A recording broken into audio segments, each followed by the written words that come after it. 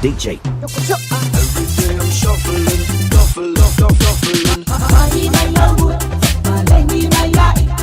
La voice roll my, do my olima, do my ilbes, my chemba na ilken, my eva my lakoma, my worthless. Money my love, malengi my yai. La voice roll my, do my olima, do my ilbes, my chemba na ilken, my eva my lakoma, my worthless.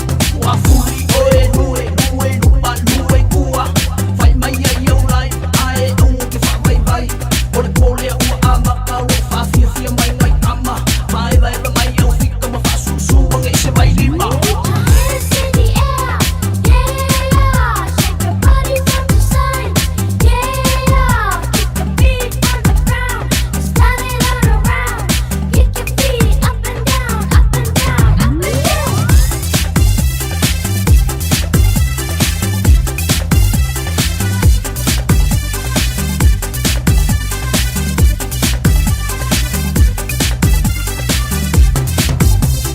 Money my love, malengi my yai. La voice roll my, do my olima, do my ilbes, my chemba na ilken, my eva my lakoma, my worthless. Money my love, malengi my yai. La voice roll my, do my olima, do my ilbes, my chemba na ilken, my eva my lakoma, my worthless. Vai au au vai lue mai ai kone rasta. Siki lua lua sang palo au whango a mama. Cheers, music au okay. Wha lue mai ai so okay. So le sambo ngi a ngala e lue mai pa LA. Kumai kuma oso i alu i liu lei kuka matau. Alu iai, au o sema kau mau. Kumai luma oso i alu i liu lei kuka kapali. Alu ai pea, ali lue e ala kasilea.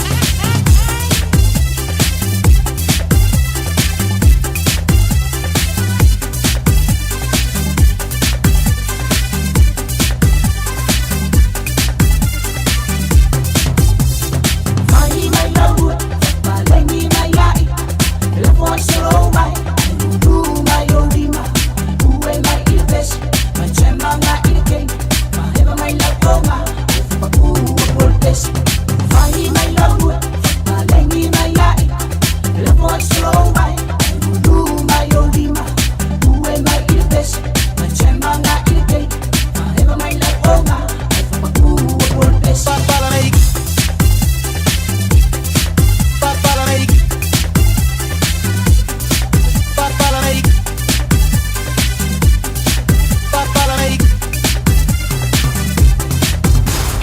DJ. Every day I'm shuffling, shuffling, shuffling.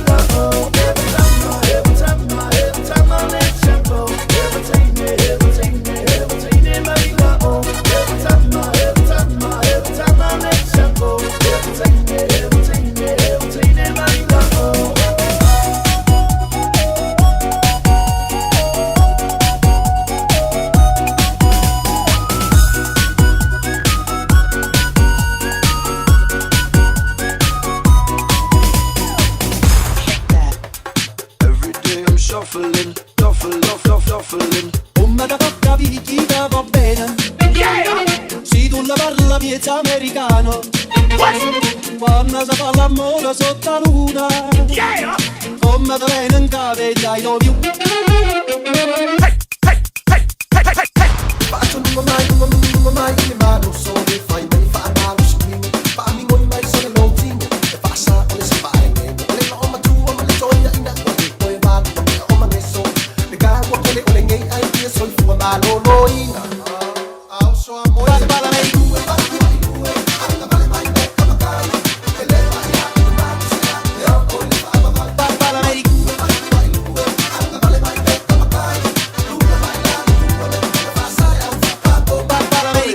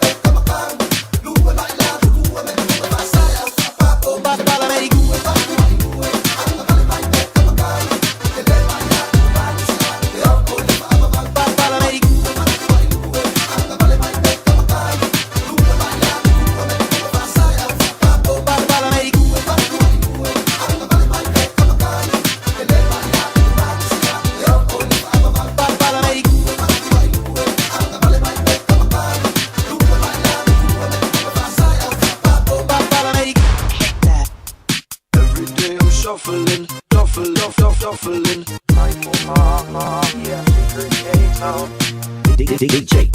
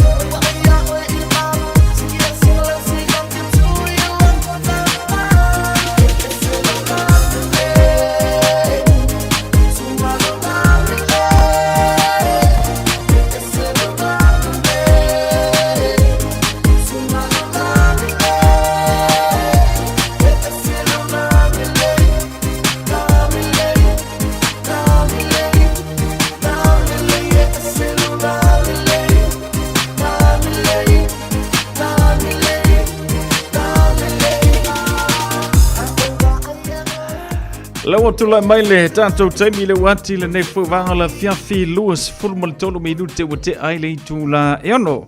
Ia, i le tautua whaua pia mo oia le radio sa moa sa fulima i vatolu a moa le nei fo ia fiafi la naso whareile se fulma le fitu i ai aso a perila lua o luono. tātou au lia mai le lofa malanga le lei o le tātou tamaya e le langi ia ua taitaina mai foi lo tu soifua manuia le ngata foi leo se matawola faa ua waifi au ngaluenga o le ni aso ia mai se foi o le whaaftai foi le atua wa uma le ni vai aso i fi au ngaluenga mo i la tau e le ngā lulu e le whai unga le vai aso ia po mātou i malo lo le mai le aso ngā fua ngā lulu e mai le aso ngā fua se ia pa ia lo naso furaile ia malo lo le la so tona i male aso sa ia fa pe wa wa fia malo lo kili alua ko i male aso nga fua a vili sa fa ngoi fa pe na fa ia le so i fuanga nei ro tatu iai a wa over fo ia ia kausa mile aso sa ia wa e vidi mai ro fo ile aso nga fua a lo waso le leile ngai ke moe le le fale ia pe a fa pe wa le lava fo ile malo si mai fi au ngaluenga ia me se fuanga pe ona ye fa ungo le neva yaso o ile ia o le tātou whaaftaile nā fo i le atua. Ia i whia mga ruenga pe o na masani e tātou. Wot whaingon newa yaso. Ia ua tawalunga fo i ai. Ia tuanga lea onga nei whanau pe o na iai le lua vai yaso. Salo lea sunga fua le la tue taliu i ai. Ia au onga pe o na masani ai. Ia makoe pisi whaasolo ato i le tātou lalo langi o lunga le awala. Le ato ia onga ia anai whanau. Whaaftai i le tātou tinu mālo le la usu i le tai au. Alo fo ile ngā lue lo se mea whaingo fielo usu po ile tai au te anu te whainga luenga e lo na mafuanga ia e whaaftai le li i le malosi o lo mau e pe tātou le aso ma le aso e wha wa waithi au mga luenga pei o na masani e tātou i le nei fo i vai aso le lawa tātou i le tau walunga o le nei aso wharai le fo i matu mauvi inga i le atua tātou le ua whapena ona a matalia whi au mga luenga o le nei a fiafi ia mai le wauli mai le a fiafi ia manga vangangi ya malo mau pe ma fonga le mau mano sultino e fa mai ai fa au manga luenga pi ona masa ni eta tau fa matafi te ma le tau tu fa man Francis Jone ya pe ona to vina tatu fa salonga i to fa fonga moa ya pe ona ye le tau tu mai ana le la se ia pa ia le nei vanga la fia fila tatu we fa foi musika mo le mana vanga luenga se ia pa ile tu la valu ia ona fatasi mai foi le ona itina mo le tato por clame pe ona masani ai le talo mo oe ia ile nei foi ia fia fiolona aso faraile ia o tolo lo pena mai lo vai aso salo isa pisi lo vai aso misalo foi isa manga ia lo vai aso ia le ngata foi le eu isa lo wale tulanga le tau ia eli avea le matulanga ia te foi le fa tu wai lo le la va malo ma lili wa faisi tulanga fa le tono tano tau mo tātou le neva yaso ai ia le tua ia mo ina fo ile sa ia le pata ingo fa matangi malosi ia fa te ile tua le ana i ua le tātou mo ela na fa inga nisio vaenga ia o le lama solonga le tātou nei au kilani Luis Fulono Medute o tele tu la e ono fa ngase o tātou por clame musika su floi o le nei fo ia fiafi O le Accounting 2000 Limited, e whai lai au la fonga businessi. Ma isi la fonga ili mai ai o le tausanga whaale tupe, i tausanga uma. O le au wala lea e me whai ai ona toe maua tupe, e te tau ona toe fo i mai ate oi. E fsoswani fo i le Accounting 2000 Limited i ate oi, e alo ese mai le tutongi o tupe e le te tau. E fsoswani fo i ate oi, e maua la fonga toe fo i mai. Whawhaso tai, Bashka Prasad, mai fiti, Accounting 2000 Limited, i le telefoni o lua lua, Fafi tuiva lima tasi tasi fa. O lua lua, fafi tuiva lima tasi tasi fa. O ti ngana uniform. Whawawe nei loi le Papa Toe Toe Dental. Ma whao ngālau Community Services Card. E se iai lau nifo i le nao le whase fulu tā la. E whaia foi nifo auroi wha ai ila ai lau smile. Susu mai pe wala au mai i le Papa Toe Toe Dental i le lua fitu valu whabalu tolu o le tua tusi tolu fitu lima Great South Road Papa Toe Toe. Papa Toe Toe Dental, smile every day. 24 hours a day, 7 days a week. Radio Samoa streaming live on www.radiosamoa.co.nz.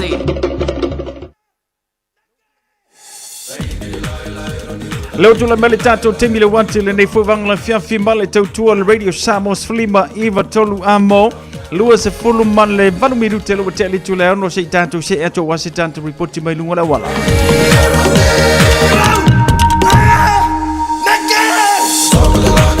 So longa le leifo inga le tanto tunu le neifo vang la fiafi le tu tau la yo fa mga luenga sa ngapa tia le tanto tunu mai le tau dalila ya le ngata foiro ila to fa pena no pisiange o fufuanga fa ainga mai se wa fainga fa tau ya manisi lava por klame fanga solo pe ona yai le tau lungo fa mga luenga le nei ya so Friday longo le tanto motorway southbound le vai atu manaya e mo ia o lai PCA lai mingoi lungo le tato motorway no winga fa pena te poloko lungo le motorway ia o nga woko manga va fa kasi masiva nga yo lumo nga yo au kafa marngavi e piko ikua lono winga fa ilo ati ate o lai seme o le a oswe lunga lo koko mawalunga ia lava lo ono sai na o to mana va fa tasi le taime tasi o le mele na o pise lungo le tato wala pe o ne yele ne ia fiafi Ilungo le tanto motorways le ngai atu North Shore lungo le tanto wala lau papa fa itete la walu ya tanto lungo la wala lau papa yo ngai faisi malo sur savili pe ona ye tanto le nei vanga la fiafi so longa le leifo ye tanto fio inga le nafa itu fa nga solo twai ya ile vanga le na angai me mato le malava le I mangele tau poloka le titi ya le off mai mato nei Monroe le ngata fo le lo wanga ye tu mankau Fanga solo atu inai ta kanini ya mapapakura Vanga le napi ona failo mai ona so longa le lei ai faisina kau poloka le kiki o le nei vanga le fiafi pe ona yel reporti mo tatou ilungo le nei fo I awala le nei ya fiafi Tilo atu le Alf Ramley ngai Mount Wellington fanga solo atu Silver Park nga atu 90 ai le ngata fo le Penrose Ya le foi failo man vanga le poloka foi le vanga le nape fa pena o tau watu lo fainga malanga I le tu le na vai fai le mulo sa ia ia mo pele sango le mo tanto lungo la wana le fai ungo le nei foi vai aso ai tele iuru fale atu tu tono le tato tano fa mai le vanga le afa tu inai le meta o mayoro fanga solo atu I Blockers Bay Alu atu lunga I Titirangi le ngata fole New Lane fanga solo ku Kelston ya ma fai tu le na Glen Eden ya le fai mai solo ngale le fu ya tanto fu ngale se tanto fa la fai lo mai ya ona le vai ngala fu yo fa pena ona pisi o le ya fiafi ino ua manava fa mga luenga ale tanto tinu upe ona ya ile ne fu ya so Friday Ya manatu le tulanga na pe ona yele tanto wa reporti lungo la wala se ko kilikilo kule emo mel tanto molile po la asila me po se la vea ia po le me ia inge ke wa e oso ko ngal fa ikunga o le femesi va ngala o le poloka yo fa le ko ngoile o ka ko ile nei foi va ngole fiafi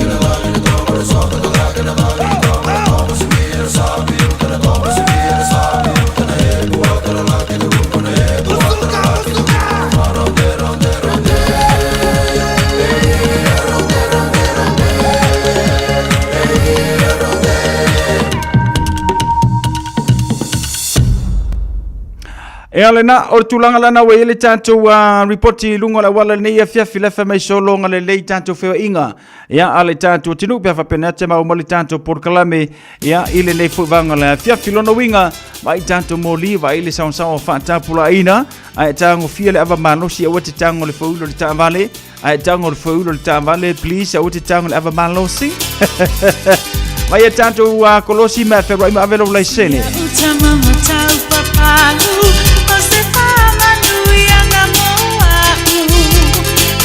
Sima le tau to ai Uai pola upa aina E o ola va ilo na tama Te tau le tu ina iai E masalo salo vale no ulo toi na neile Amala na tau si iai Masalo salo tele no ulo tone I pale Tonu sana tau si e pai Si amata ma eto atasi Ozo mato pi mai leangi O majua muni o Samoa Aona foli na le papalangi Le lango lango ao maaia Dati a ui le tau si amaia Ai si lila na pele o se me satu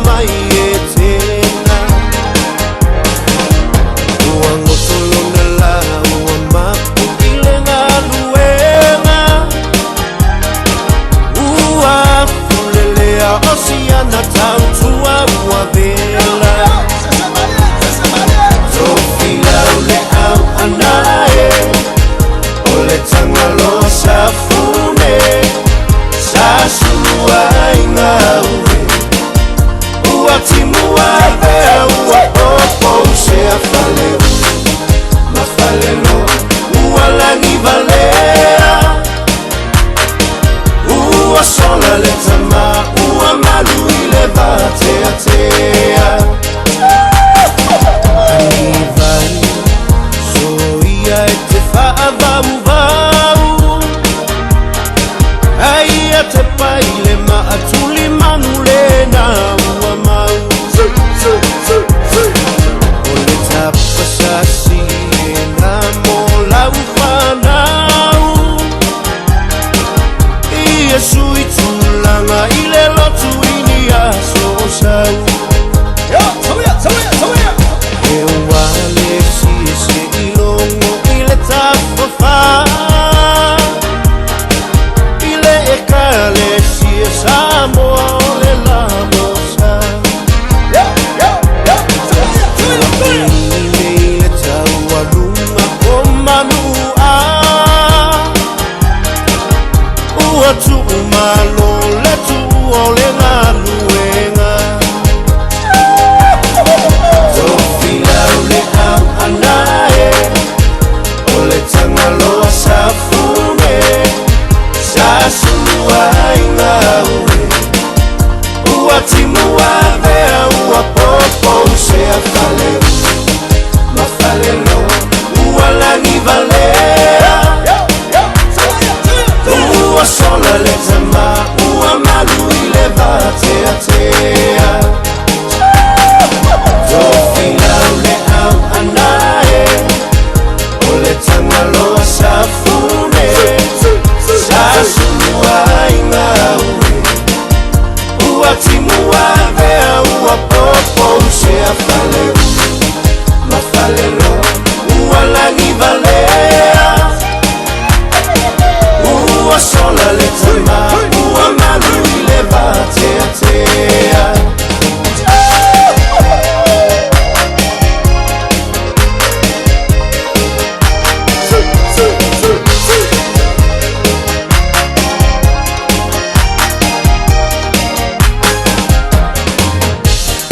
Nai whawhiwhianga mō tātou le nei whoi wangala whiawhi male tautua Radio Samoa se furuli mai vatolu a mō.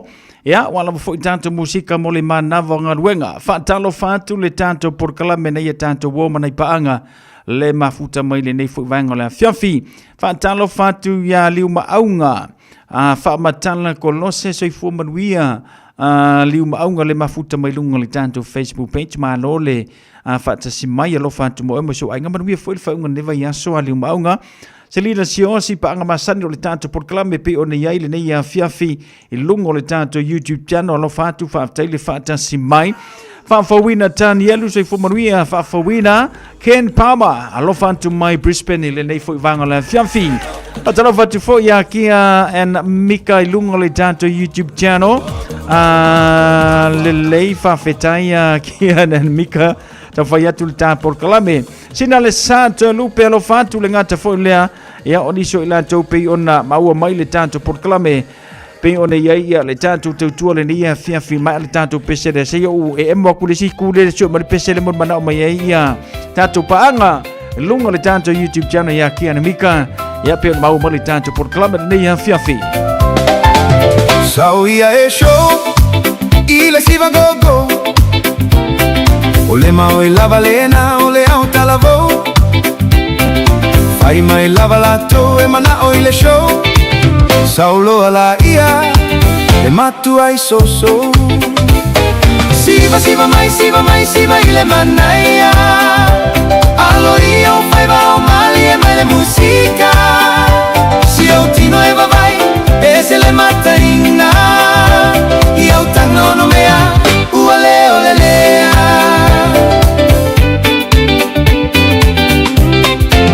au ele au laiti so mai ai le tuisi milo loutino masi ova e pe si alu lalo e alu iluga e alu ilalo pe se matavili feliu ai solo pe se alu ole maligi siva mai ile manaia alo io fai va o mali e mai le musica si o tino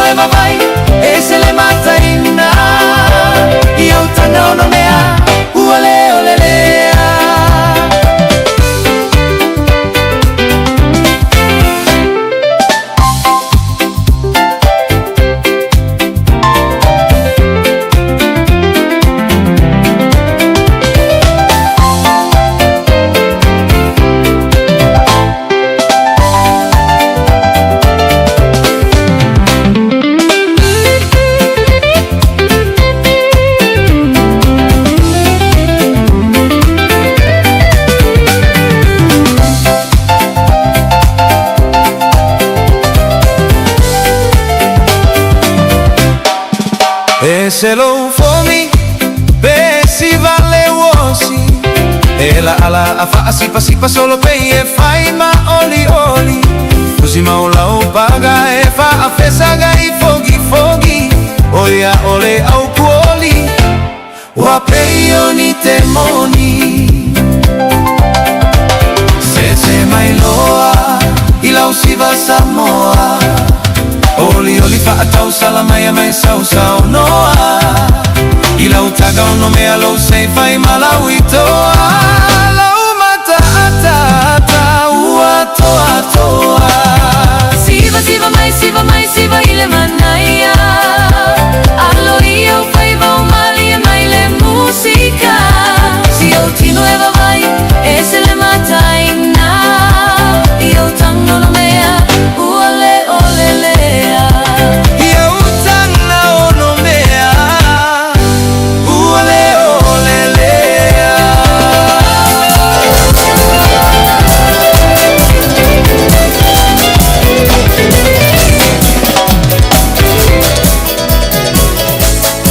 Breaks them all.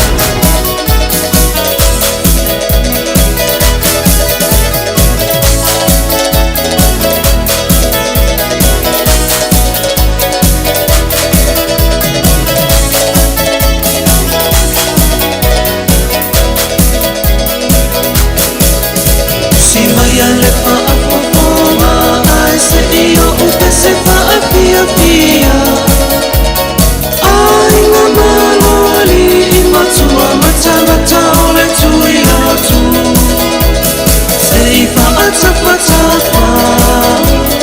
awa e te pia una. Tupua male au malo e tau tua I le apioma. No watu no Samoa Samoa. Ola utala tonulawa. E au mala tupua tasile ananga. Ele toe pa ala melade. Ele mau yoi male. E ila maule e mo ole mata. Ai alua nele poponga ata ata.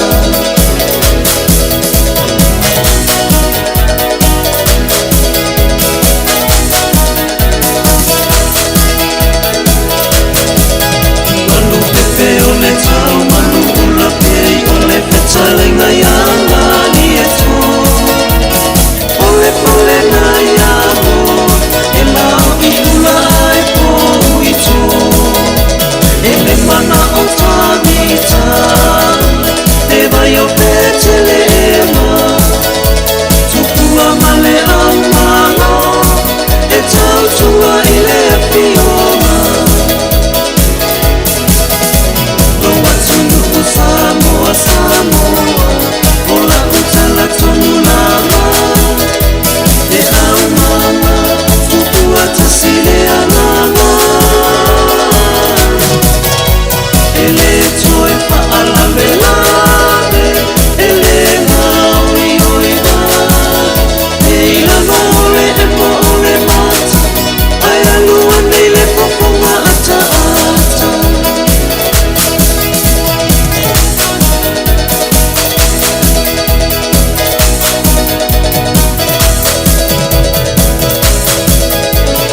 Ole upulele, le upu ole maloa.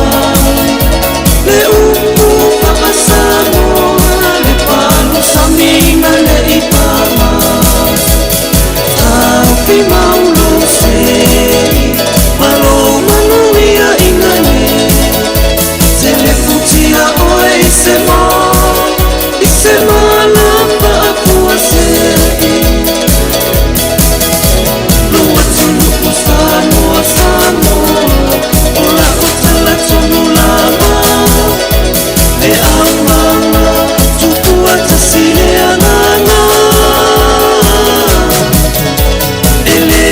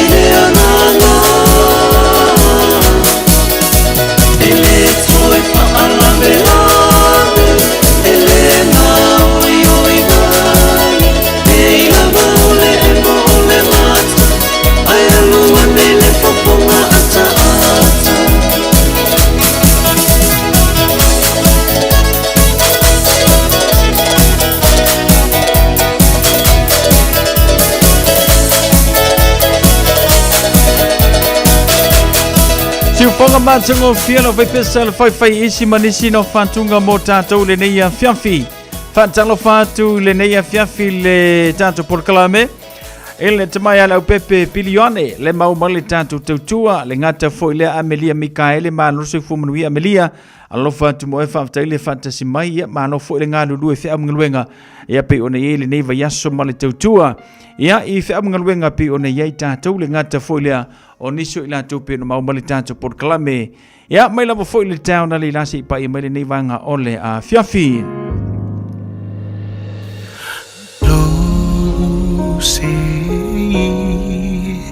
Lo upale aure ole maa taua safaa liloi ole upu uatonu ilo ulotwe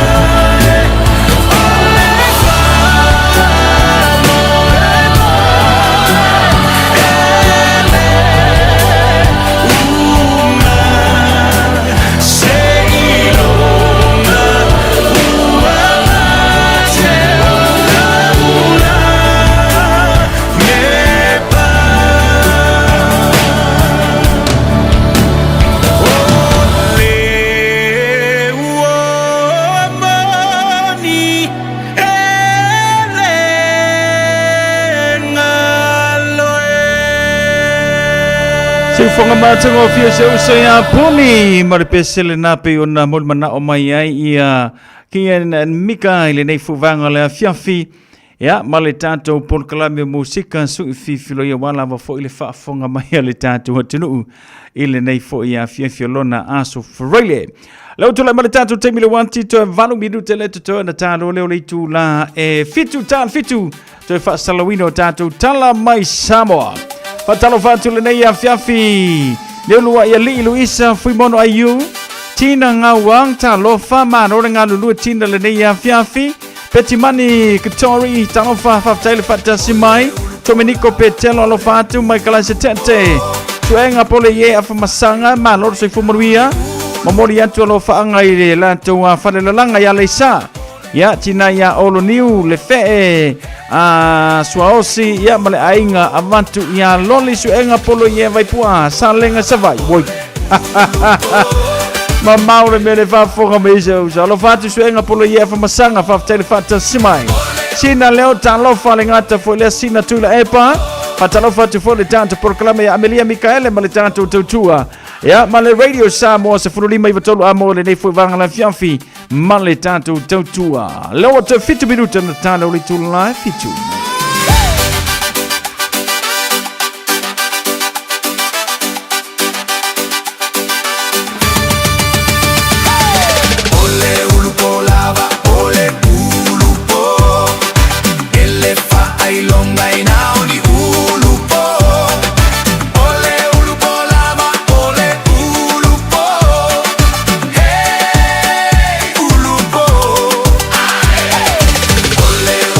Lava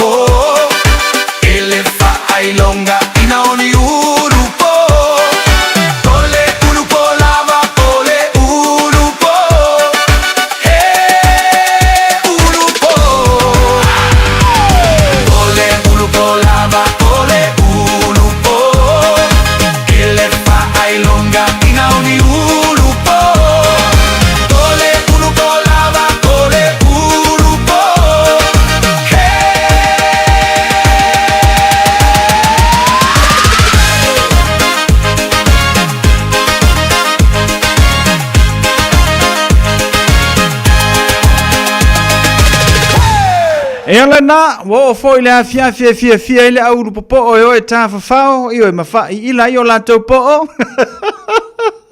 O ma le wa se faro ile le mea. Ma lo le fa ma lo tu foi tanto popo le io kala ula e se lo foi a o ko.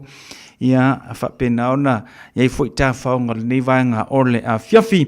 Ya me se nei tatu musika su filoi pe ona ile nei as faro ile. Wa tal fitu tala mai Samoa. Usi mai ala whaafofonga o le whaapoponga fo ele nei o talafau mai Samoa. Awina sa mai mo oe e lau leiti o whalongolongo le Radio Samoa tasilima iwa tolu amo. Fia fo i e toi whaafeiroa i lo tātu o tunu o i le whaaiungo le nei vai aso, te walungo le ngā luenga o tala tau longo mai Samoa. Wa to lua nei lo i a sini o le tātu o tunu o tau aveina le tofinga sui Palestine. Ma wha masino le wha masino ngā whanua masuafa. Ina ua whiriwhiria le komisio ngā luenga lea wha masino ngā tā ua Samoa. Le tama i ta ilo ia sinia, le fionga i a silinga Diana Peters Roma, e a vea masetasi o sui Palestine. O le ase e lua ai ma le fionga i a awhamasanga Michael So'onalole, o se isi lo ia sinia no lua i tofia e vea masui Palestine, i a Februari o le tausanga e lua o lua tolu.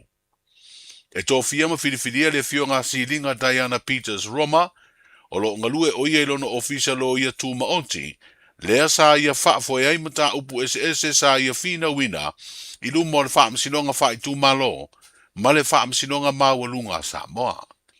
O whaamauni a mai le ofisa sili o le pūlenga o mtanga aluenga o whaamsinonga, ma le whaafo ina mata upu tau whaamsinonga, le sunga papali i John Taimbanelangi a whele le whiriwhiringa o le tamaita i lo ia sini ai lea tofinga mawalunga i le whaamsinonga o whanua masuafa. Ai o le fionga i a silinga Diana Peters Roma o ia le urua i tamaita i lo ia sinia wa tau aveina lea tofinga talu ana mai a pasia le pālemene teunga o le tūlafono o whaamsinonga o whanua masuafa lea o lo ai ai o se lo ia o silia ma le valu tausanga talu ona ngalue whaaloia ma ua sidia le tolu tausanga o whainu uma whaatino ai, ona tiute whaamatai e pei o le whaia leo le monotanga. E anga waa ona talo sanga e avea masui Palestine, o le whaamasinonga o whanua masuafa.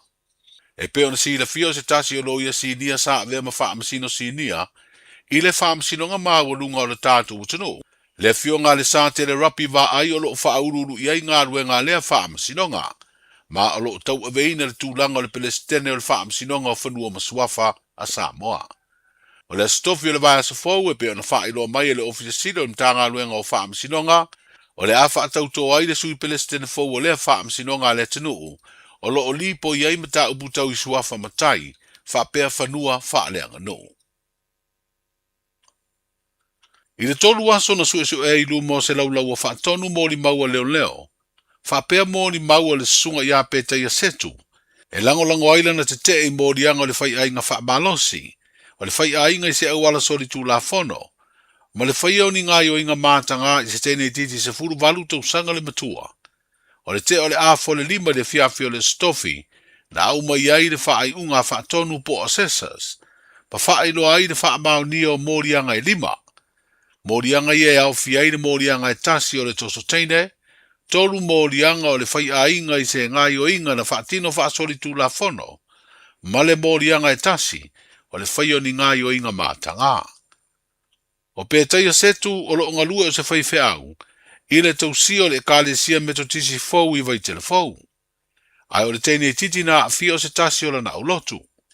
E to lua ta maa i tai maali e to tolu, sa avea i la tau ma whaatonu, i le sue ino mōri mau, sa lango ai mōrianga whaapea mōri mau na lātou lango i le te a le ua mōria.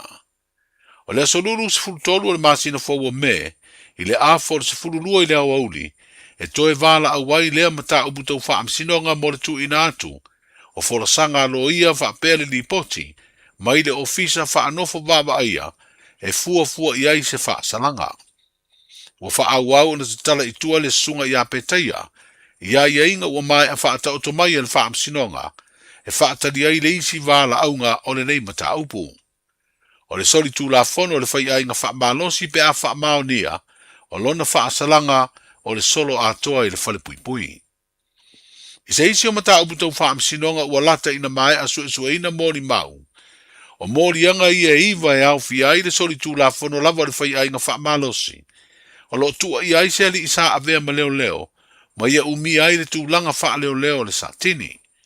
O leo o molia o la auli Magic Junior ngā tolo ai, e lau si le fia fo i le suafa o la auli talata ina. E iwa morianga o lo mori ai, a o le na fia o se tamai tai leo leo. O le asfarida le nei vai aso o lo su e ai mori mau whai o leo leo, ana wala awai leo mori mau o leo o moria, e lango ai lana tali te i morianga leo leo.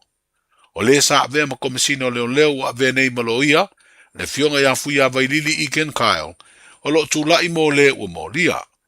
Na tula i mai morianga nei o tua iai la auri talata ina, a o ngalue le mtanga luenga o leo leo, fale pui pui ma le toe fuata ina. Wa whaeloa le te tai o le tua ngai ma le vaenga wha upu whai e pui pui a ia te tau o tangata, i le na fono masani le nei vai aso ma le autu stala. Wa ta pena e wha ulu se talo sanga e toe ilo ai pe a pidi, le wha ai unga le tamai tai wha amasino, le fionga i a talasa a toa sa anga, le ua le wha mau ni ai le morianga na tua i ai, le fionga i le pā le mia, sunga la udi le mari e toa le ua tea polata e wafosi. O le whai unga tusia na whai loa lautele le amatanga o le nei vai aso, o loo whai loa ai lea taunu unga o su e ngai mau, na tu inatu e leo leo i le wha amasinonga, lea na mori ai le pā le mia maisi tangata e toa lima. Me fue la lea mako kalawai mako, e kawa mako piki mane, la amasinonga ne. La kele mea ia makua iwa le nei vai aso. Iwa le nei vai aso. O ulangar mkakule. Fasili. El parandia. Como si le fiesta no que cámara. Ahora me conozco la cámara. El mene salir. Que está malo fue de ele já observou mais se vai na lea. Aí eu queria ficar ali uma.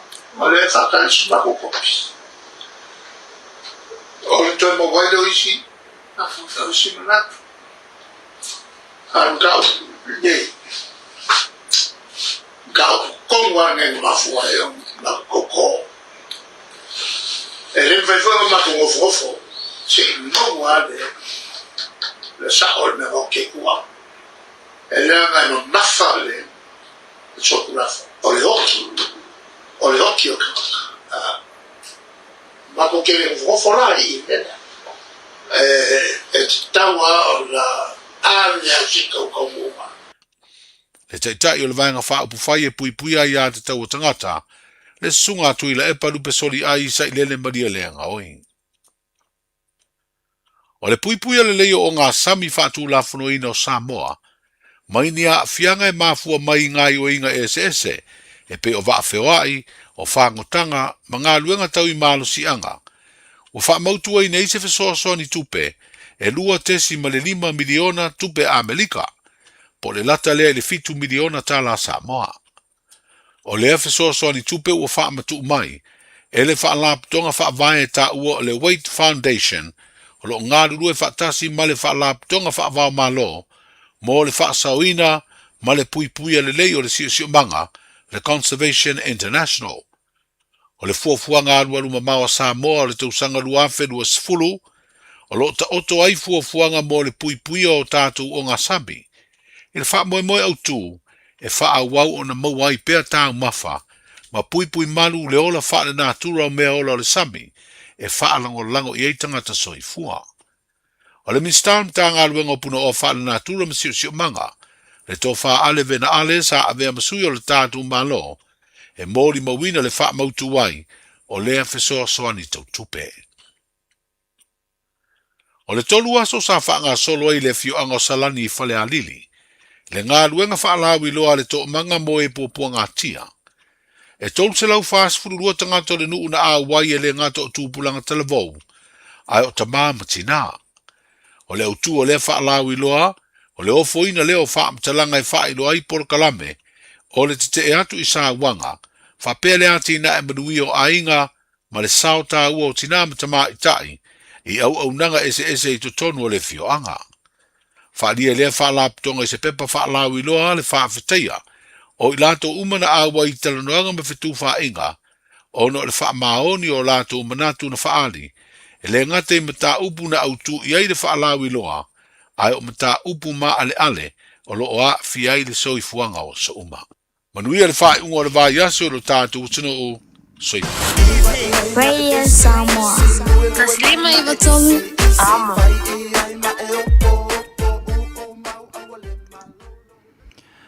O le nau mwhain whawhonga le tātou tinu I le whapoponga. O le toe whaasalalawina o tātou tala o le neia fiafi. E ape o le tawalunga ina o tātou tala mo le neia so whareile a meise o le neiva yaso. Whaftai fo le tau whautanga vai a tipi au tanga vai a mo le tu whaatasi o tātou tala. A wā le whaafonga tāpua I le tātou atiru I le nei fo I aso whareile. Mea o lo tutupu, mea o le a tutupu, mea e toe tutupu, ma mea e fia tutupu. Ia ma mea ma kaukia pe o le tātou whaalongolongo. Ia o lo o tutupu mai le tātou. Tunu mantua le keisi lea sa o tala noa I le pō le solulu. E le sunga I lea sa avea ma whaifi au. Ia o le kalesia me tutisi. A le lau koe whanong kuangangi, o lewa sawa I fo I mana, ma le sa avea, ma leo po li malu al malo, I le mea lava e tasi. Lo whanga solo ia le keisa le sa avea ma leo, I le morianga lava fo I le tasi o le whai ainga wha maa losi a vanele, wha fonga le tātua tunu. Awa tā lia nei, I lungo le lau lau a fono ma I la tau o lo tō fia, ia e soa lau pureina se wha salanga, e tu ina atu I le sa avea ma whaifi au le kalesia. E tu sai ma le vaenga peo na ia whai e tēne iti o le au lotu. Kena I roa la ori e pe ingi la vā pele ai. Ia ai, tātou talo pele tu o mea e tutupu le soifuanga nei. O mea le lei, o mea le anga, o mea e mātanga, ia whai tete I tātou o sawa le alo social media te mili nei. Lei se me koe ngole. Ia whaftai fo I nei vaenga o tātou I aile nei teimi. O la langa mai I lunga le tele o mea le anga sa whai ingi kangaka. Ia e tātou tatalo I le atua. Ia ho o atu I aile mana malama o le atua. O ngā ruenga penga wak, o ngā ruenga ia whenga ruenga, ila wari ia ninga mai ngā ruenga. O le whaiwhi au, ma le leo, me vai, e ringa mai ngā ruenga. Ai o kere I lopo la me o whao Sofia I whaalongona, whaaraki Apollo. Ia o ngā ruenga nei e, ka whio la e solo le malo solo fili. Ia, hawa peo nei, masani o ne e whaia le nā mea. Ia, I whaalongo lei mai pua au karinga. Wa kaunga ku. Ai loe le lei, au ar whaia. Ku. Ai loe tau valea I lau tangata, au ar whaia. Wha mao I wha so songa, e ono a fia I le ola mana soifua, maise o le tau le lei o le ainga. Waro fo le me piko I sili le anota wha noa ai. E ia oe to atasi e te whaia. Ai tau valea mai a sio ainga. Le ngata I lo ainga. Ia o sio nuu. Ia ma I ka le sia. Ai la luma nei matua. Pela inga whai atu nei matua e oe whai. Le ai o lou atu inga ngau. Ia ma le ma losio le fili marki Apollo. Wha o Sofia e o langona ma wha pongi sai lo ma fau. Na mafu ai o na tupu. Na wha pera e wha fonga mai ngai ke fia e whaile ngā mea. Ia, o le tauhile nā mo le tangata mi o valea. O le whaakali o le unga mai le wha msingonga. Solo a toa i le whalpuipui. Sutalo miru te o tala I tō la fitu. Tātou tala na mai Samoa te mawa sesio na whapaponga o tātou tala mai Samoa pe atale tu lai valu. O le tai au le aso ngofu. O se kako se aku vai tātou tala o le tau.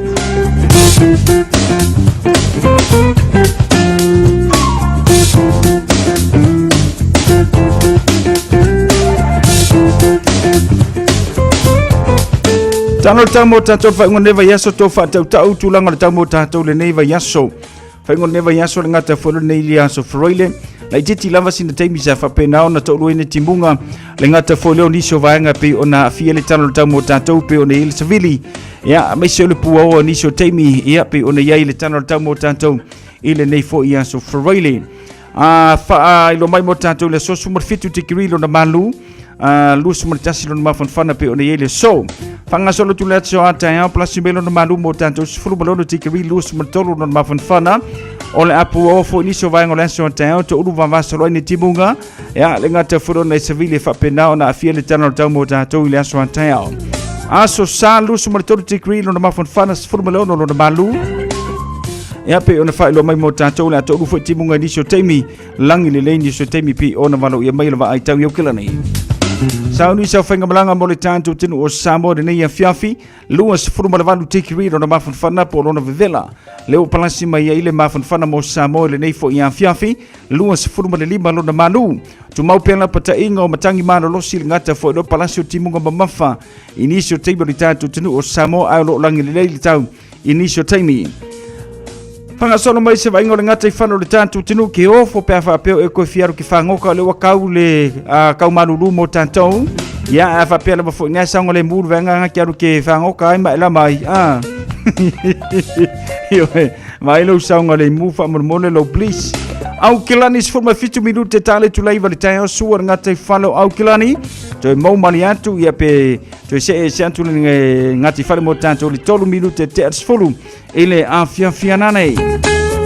O le ngata I whale o ne hunga, wha mawina, ile se furutasi minute te ale tula iwa le tae o suar ngata I whale, afa le iwa le poa nani o le whapena ona toi mau mani atu le ngata I whale mai o ne hanga. Mato nei manu kau heta wha mawina, ile se furu minute te ale tula iwa le tae o suar ngata I whale, afa le iwa le poa nani, o le atu mau mani atu le ngata I whale mo manu kau, ya ma fa solo mai amuri wai pinti le fa mawina ile se furu le lua minute te ali tu la tasi la woli suar ngata I whale tu mo mari atu ile afa le tasi ole po anane kalendar fainga faivalangi leila so tayao aso sa aso ngofua ma le suluor vai aso asau le valu I mai mantu I beautiful pan apple tulanga ya ole ngata I whale mar kalenda ole fainga faiva mo tatou fa ngol neva ya so tala no tau mo tatou le nei aso froile ato mar fa ngone vai aso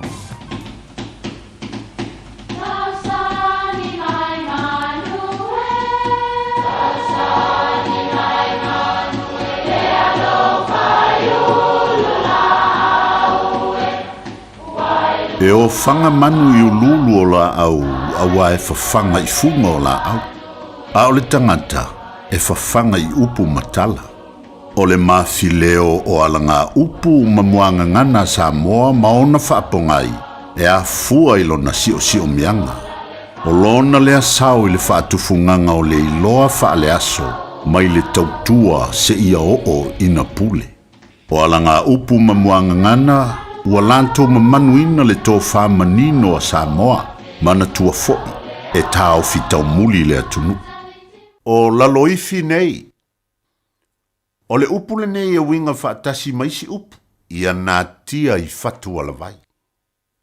O leisi foi upu, o whaiva o fiti ia aili lilo. O laloifi nei, e whapea le tala o laloifi o se ele po o se whanua I te tonu o sa paitea. O I sa o ai au tau ale toa o valomua. E iai se tasi o le au tau. Na alu I luma mamanta ina la na taalo. O le tasi aso, na taalo ai ma valomua. Mai u ina whaina ai valomua ina ua pau I lalo. Na langona le fefe le tau le elea. Maanga ese o le asola. Ona ua pau lo na matai a te ia. Aina whaapea antu a valomua. Sole, aua e te fefe, foi mai. O lalo ifi nei. O lona winga, o le mea ua tupu e tanu I folava I nei, e lei loa e se isi tangata. O lona winga so o se mio po so o se mea e manao ia awane I loa e tangata lautele, o na whaapea leo upu ia. E ui lava ina ulangona wa e whaipopo ma e ngaoi lo whanua ua lewa o na sae le nuu.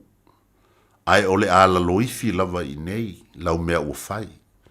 Ia, o na ole alofa i mata o lau whanau. Ai awa e te toe ngaoi. O la loifi nei. Manuia lau whaso. Tala whalawa o le siufonga le nei o Samoa, le Radio Samoa.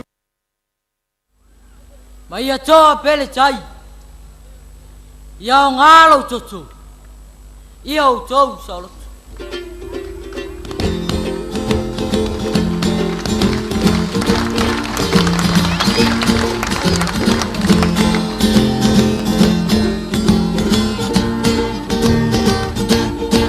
Tele tai na tu mau se la mona vai vai e mua pe o na tato alanga no le papai i le tu sa mo le nei o tato vai mai e se me e ma pele to pape ana ele ina ngalo ai Samo e o watunu e te leo toita i pukau Le amana tu i foi fai na tau leo langa i aso alu Polu masa mai o mea ia e le tau whamatala ina Lele tise leo wai lo atu ai manono ma apolima Samo sisi la fua Vai longa le saola tonga La uchitalo i tau i manu Mata pele au oni mala Wali masa kulu tau sanga samo Wapa mana tuina E mana tua i unai tua Le toto na pamalingina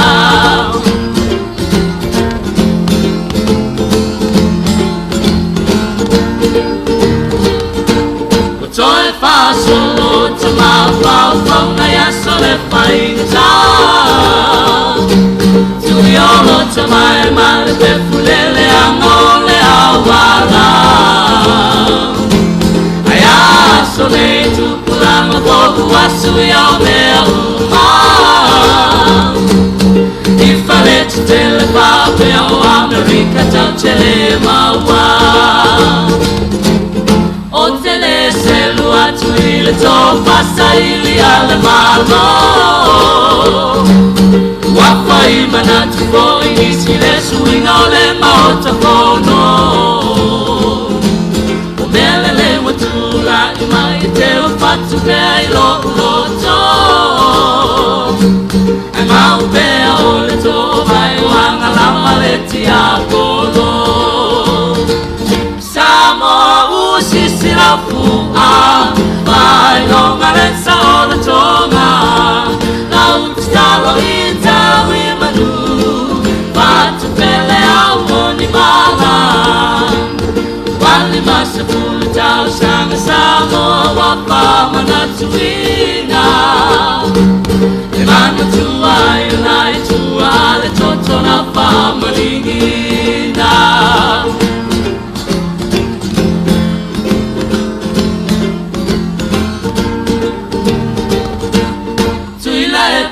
Mamoli atu le papatai whamalo O matasi la vale putia mangalu e ngau patino Le taulanga mosa mai male lady pose wa umalala O mama o la wamenga ile lango nango au minisita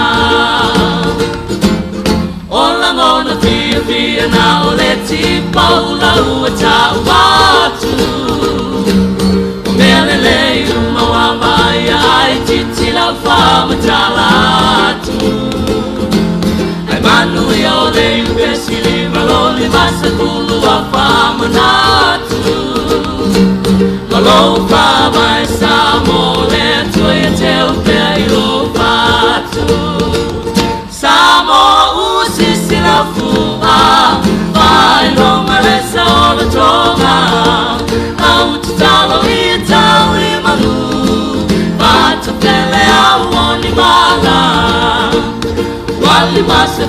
tau sang Samoa wapa mana tuina e mana tua yonai tua le toto na pa malingina Samoa usi sila fua mai longa le sao le tonga lau talo ia tau e manu watu tele au moni mala wali masa tuna tau sang Samoa wapa mana tuina e mana tua yonai tua le toto na pa malingina e mana tua yonai tua le toto na pa malingina e mana tua yonai tua le toto na pa malingina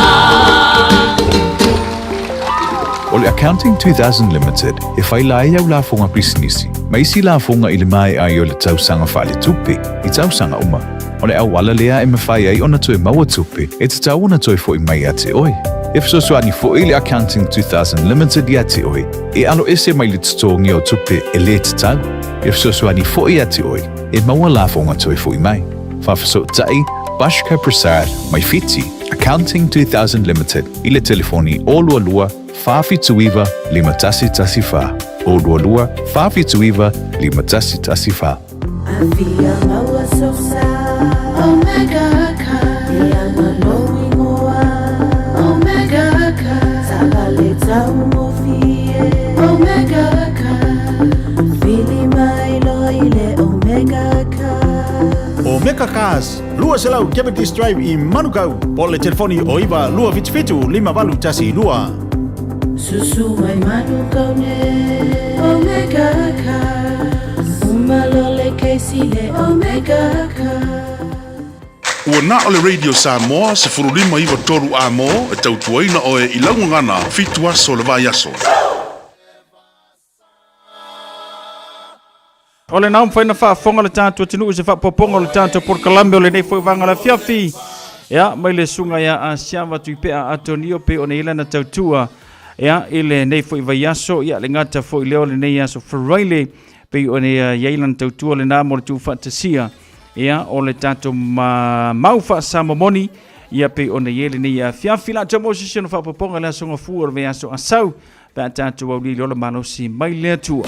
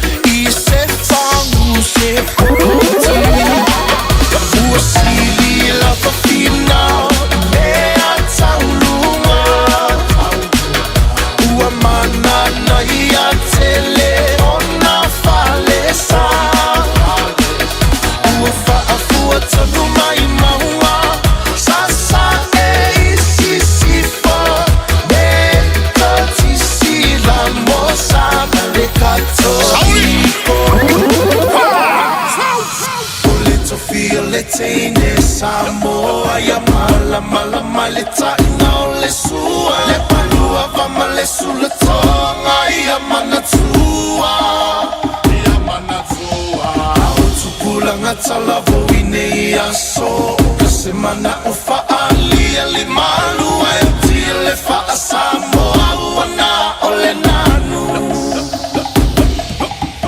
fa mole mole so te filo malu ole to feel it in Samoa ya mala mala maleta no le sua le palua pa male sulla tonga ya manatua ya manatua au tukula ngatala boine ya so kasemana ufaali alimanu ayotile fa Samoa una ole nanu fa mole mole so te filo malu now ya ema wale poto sili awane ya ona olo lua ya sili loto Nai whaafifianga sufi floi mo tātou ile nei whaiwanga la whiawhi whaatalo whātu leulua ia li I whaaftaile whaatasi maile nei a whiawhi ia ma le tātou por kalame tina ngauang ma lo whaaftaile eva mai ia le tautua le Radio Samoa se furulima I watolu amo ia ile nei fo I aso wharawailio ka kou le aso wharawailio le musika e fso swani mo oi au whiau mau ngā ruenga pi o na ieli ni aso tātou le wakoma mai whiau ngā ruenga ia ma lo ale mo I le ngā ruenga whaatalo whātu Lola Sala Iva Iakopo le mafuta mai so I fuamanuia alo whātu ia ma lo fo le ngā lulu I whiau ngā ruenga e seta tango moso I fuamanuia e seta alo whaatu whaaftaile whaatasi mai le nefo vanga la whiawhi ia le ngata whoilolo to tele o nei tātou wō manai paanga ia pei ona maua mai le tātou porkalame a maise o le tautua le Radio Samoa se furulima I watolu amo I le nefo vanga o le a whiawhi luas furumaliva minuto na tāle o le valu.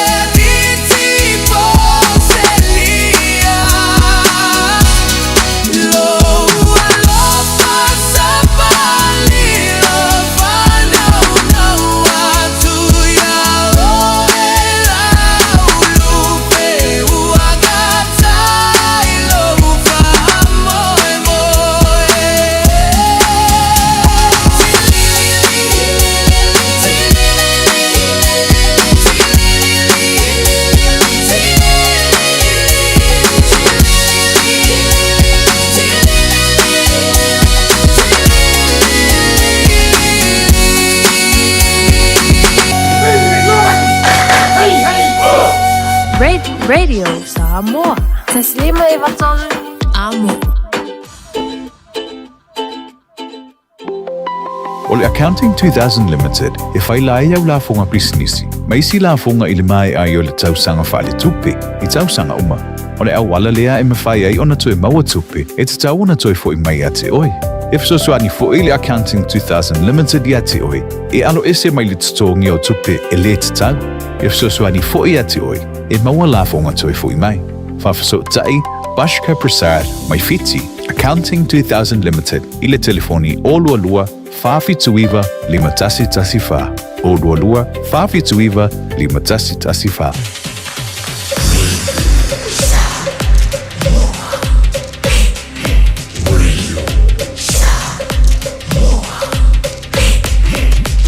Tasilima Ivatolu Amo.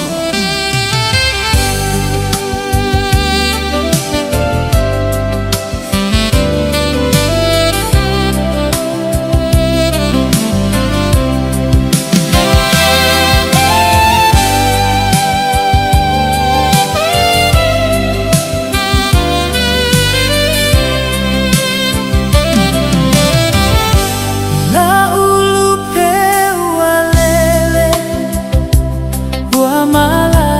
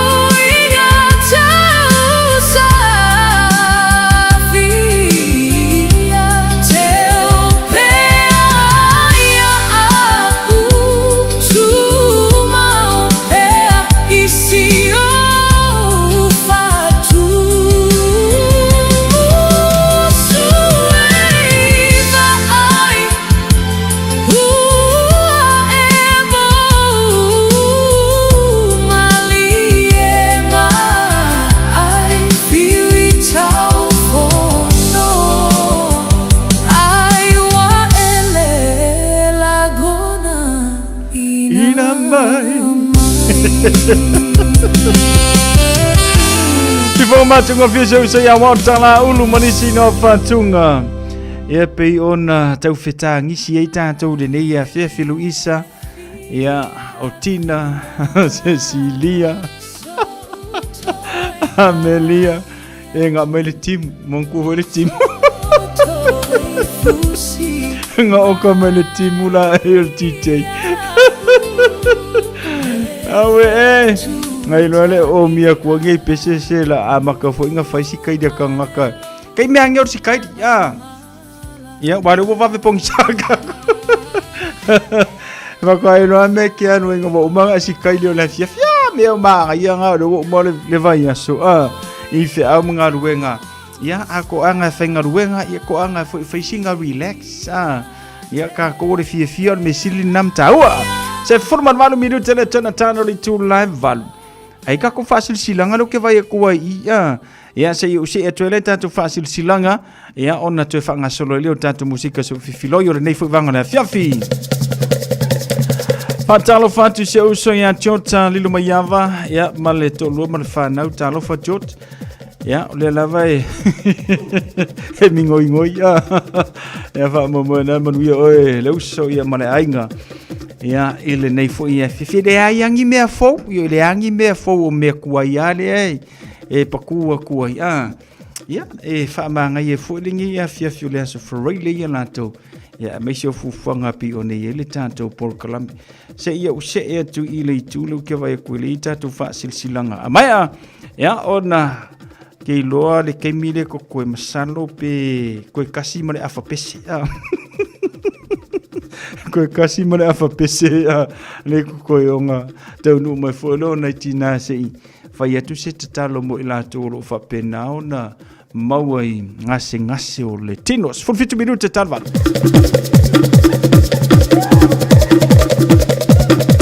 awane ngalo solo mingo le tusio le songa fantasia imbale lolo mingo le va filfili e mawai fa upengo samo se sifo tutuila mamanua o nisio tala tu o Samoa ala ngā upu le mata whaioia ale matai i le whaingo whaalavlave pe o le whapoiponga maliu o le osio singo ainga whesila whaingo polo si I whaaloalo wharangingo le kalesia ma le telo le ngangana whaaloalonga fitus fulutala alo na tau na le ofisa lava radio Samoa le tolu pātolu ono Hopewell Avenue manukau e te mawai mo nisi whamatalanga wala au le lua no lua tasi lima I vatolu lua no lua tasi lima I vatolu pe taka iane I le shop radio Samoa.co.nz te whai mai esau oka pe amana o mio tātou tusi le nai le nei fuivanga la fiafi. Whono wha le tausanga po le AGM a kopa au kilani New Zealand. Wha mole wala wantu ma le wha lalo I tama mateine tuai uma sa o tawina le kolisio avele o lo alala ma pāpa a au I au kilani ina ia au I mai I le tātou whono tanga wha le tausanga I aso ua taua. Aso to na es furuma le valu a Barilla I le tau le tolu I le awoli. No fuanga whai ai o le youth line I manukau tua tusi tasi wha lima St. George Street I Papatoetoe. Wha mole mana tua la restala limas frutala, mole tausanga wha le tupe mai a Barilla lu o luono, se ia o ia mati lu o lu fitu. Ia ia te tātou uma le alofa ma le puipuinga le tampa au le langi, e mamoli mai eilo o tauso I fua manso mantubola. Whaafetai lava presidente ma le official a kopa I au kilani New Zealand, o loo sai nia le tātou wha sila ngalena.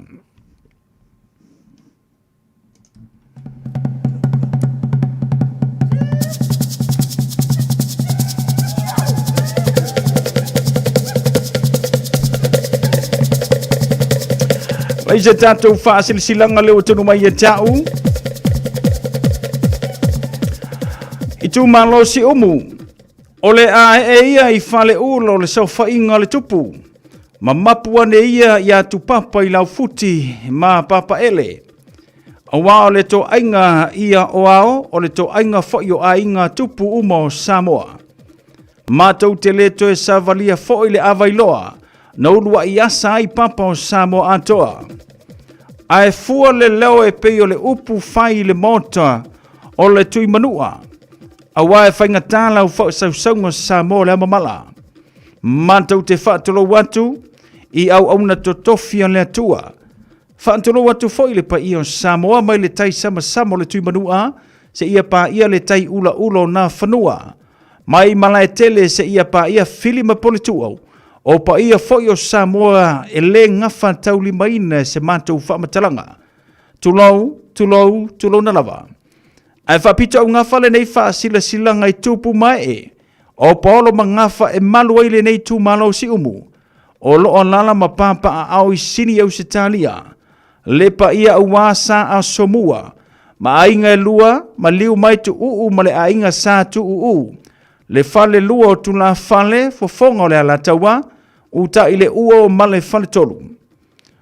O se upu mai le muli vaima moto to finga. Ua tau nuu nei ni sini New South Wales le tusi whaanoalo, mai le tanto i tu malo mai Samoa. O le tano whaanoalo tuai tupu mai e mai se o polo mangafa e maluai le ni tu malo si umu. O loo lala ma pampa au i sini au se tali, o le awhai le tanto furutanga. Ile aso sa tolu o melu o luono, ile no whanga pio na ta uilalo. O le tuatusi o le Quakey Hill Community Centre, ono Kavanagh Street, Quakey Hill, New South Wales, lua lima fitu i au se talia. Taimi tar whai le afiafi.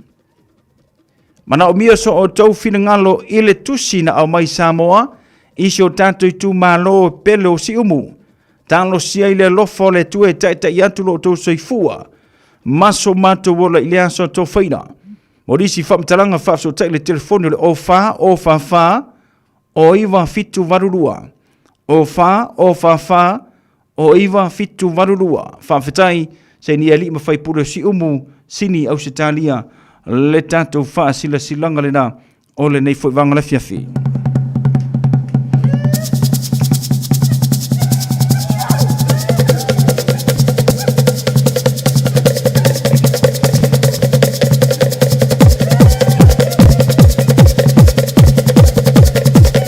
Olo iai se porkalame atina e ai anga vaa tau tupe mo le Pasifika.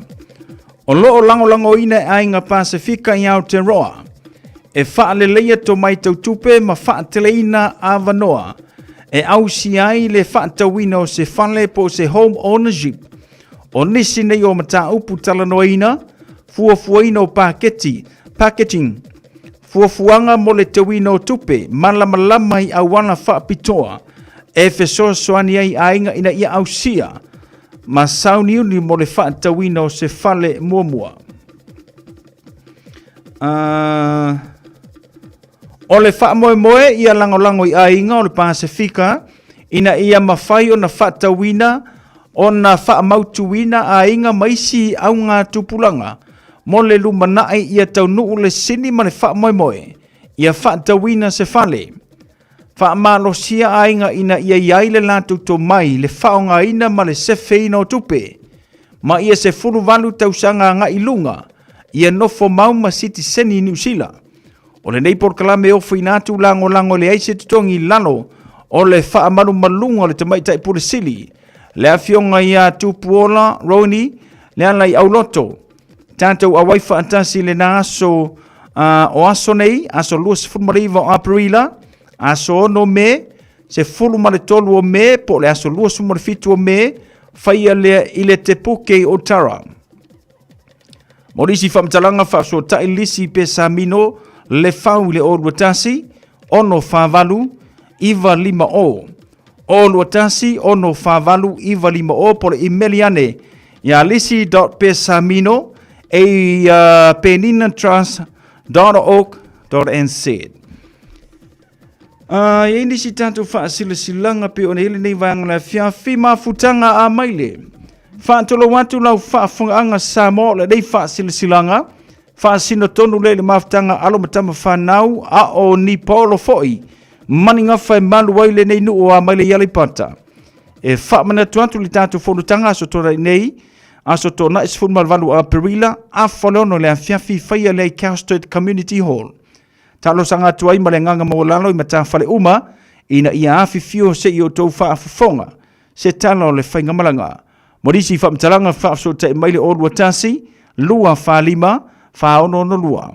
O luatasi, lua whalima, whaono no lua whaaftai se ni le official maftanga a maile, le tātou whaasila silanga lena, i le nei fwoi vanga o la fiafi.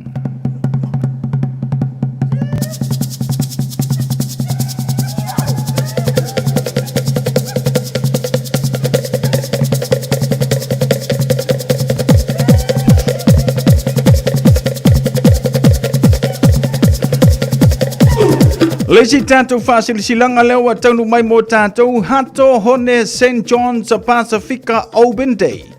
A so lulu luas fulmaliva o aprila luo no i tānu se fulu ritao se ia le tūlai lua i le wuli.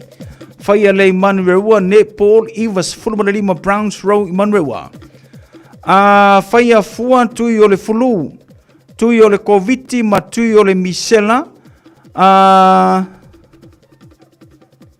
Mō tangata mātutua, whanau whapea so se tasi e iai ngase tū mau.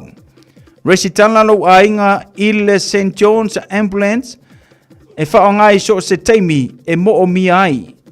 Pe fesili mo le Free Santo, e ave ai o i lo fomai.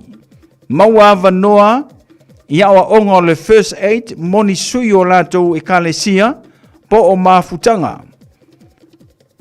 I ai le porkalame whauo mo tangata nofo toatasi. O le ai au nanga ale tinei mu, leo, ngaluenga la vea i au kilani kanso, ma le ano anoa i au nanga faa le soifua maloloina i le naso. Ya, o lani ngali e toe nei nafo i a vaenga pe a wha pea, i o newe e ke fie i loa fo i lea le me whaiso kui o le misela, kui o le fulu, ia male kui o le koviki, ioi, e uia o mamawa kuar koviki makako, ai mo mi are fai peolo kui o le koviki, ke le lopo ngā eke eva mai a ngā e maua o le koviki, e ka hua la, le anga i le vaenga rang, i le mamau kwa mamako i le Browns Row, pe ia i le melele hor, ki kaura se hori i le Manuewa, ia o ngā kongua, anga ia ngā e whailo kui le aso le ka ua ma i ka kopokarame. Ia le leile ngai, ia ngā e kami solo ale mo koe whapopo se si maro si mo oe, ia ma mau e fo le saunga le mu mo tātou i le nei fo vanga o le a fiafi. Paula nana e tātou whasil silanga lau tanu mai e tau le nei a fiafi ma le tautua le Radio Samos fuli mai vatolu amo. Ya mai se fo le tatu por kalame le nei foi vanga la fiafi ina o tula male tatu temile wati le o te fitu minute o natale o le tula valu nisi vanga te fia maramla mai lua no lua ta silima i vitolu lua no lua ta silima i vitolu le tatu telefoni mo fa silanga ya manisi me te fimo mi Say find myself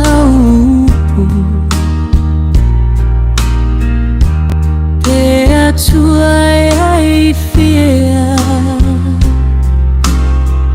lo alo fa valea ua e tu yo totoga o le lavaola e sililo mativa Tamao ainga Seri oivanu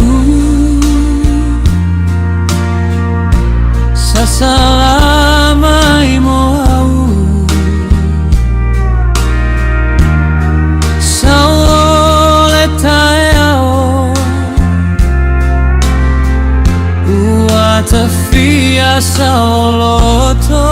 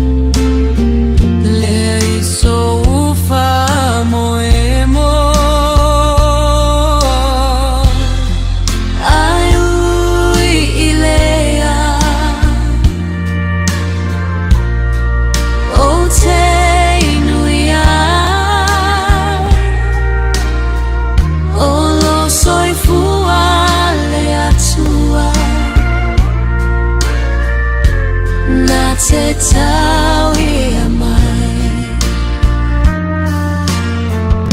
Olau feelinga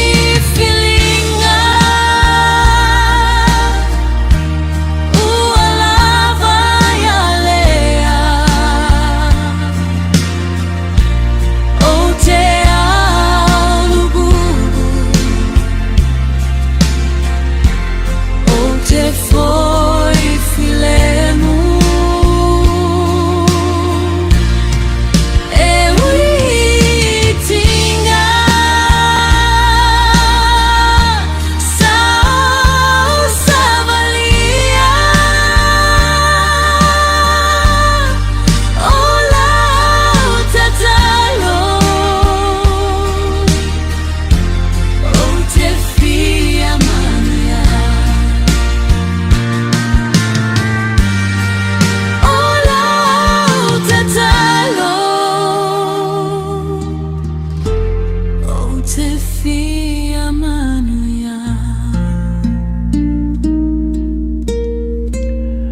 Leo tula male tātou taimi le nei whawanga la fiafi ia ua tue tasi le minuto na tā leo le valu. Leo whaua mai tau antu ia ua whaatasi maina I tina ia ua le tātou purklame o le tātou whonu te talo. Tā ua tele ia le nei tula manai minute tātou te tuliwai atua I lumo le atua ma tātou si ma I lumo le atua. Mai manino lava te whaafonga mai whaanongolongo mai o loo iaini ngase o le tino o loo a fia I tātou.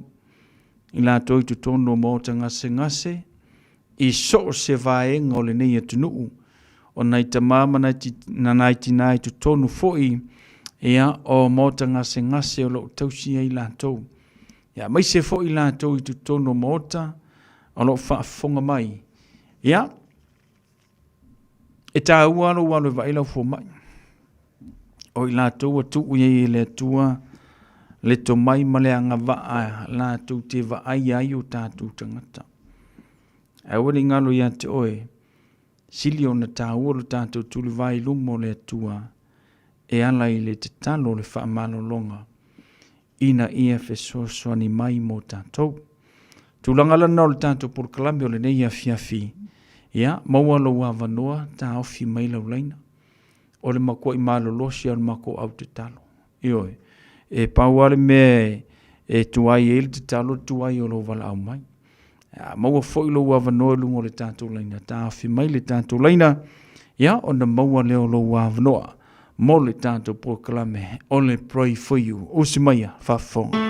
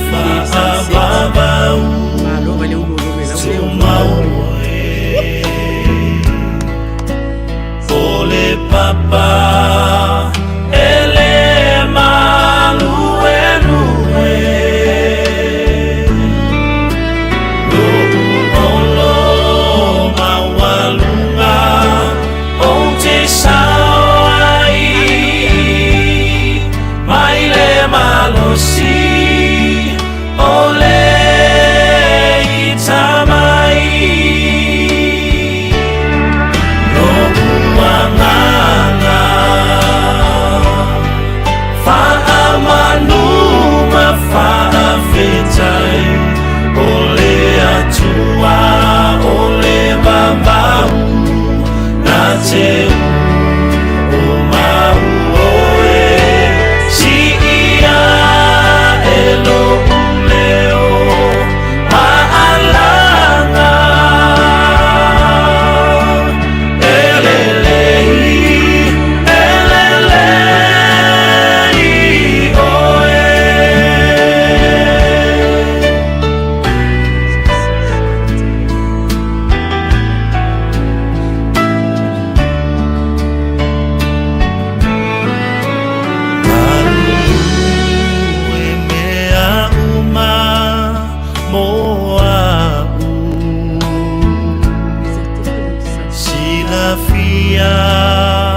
Ehia o umanatu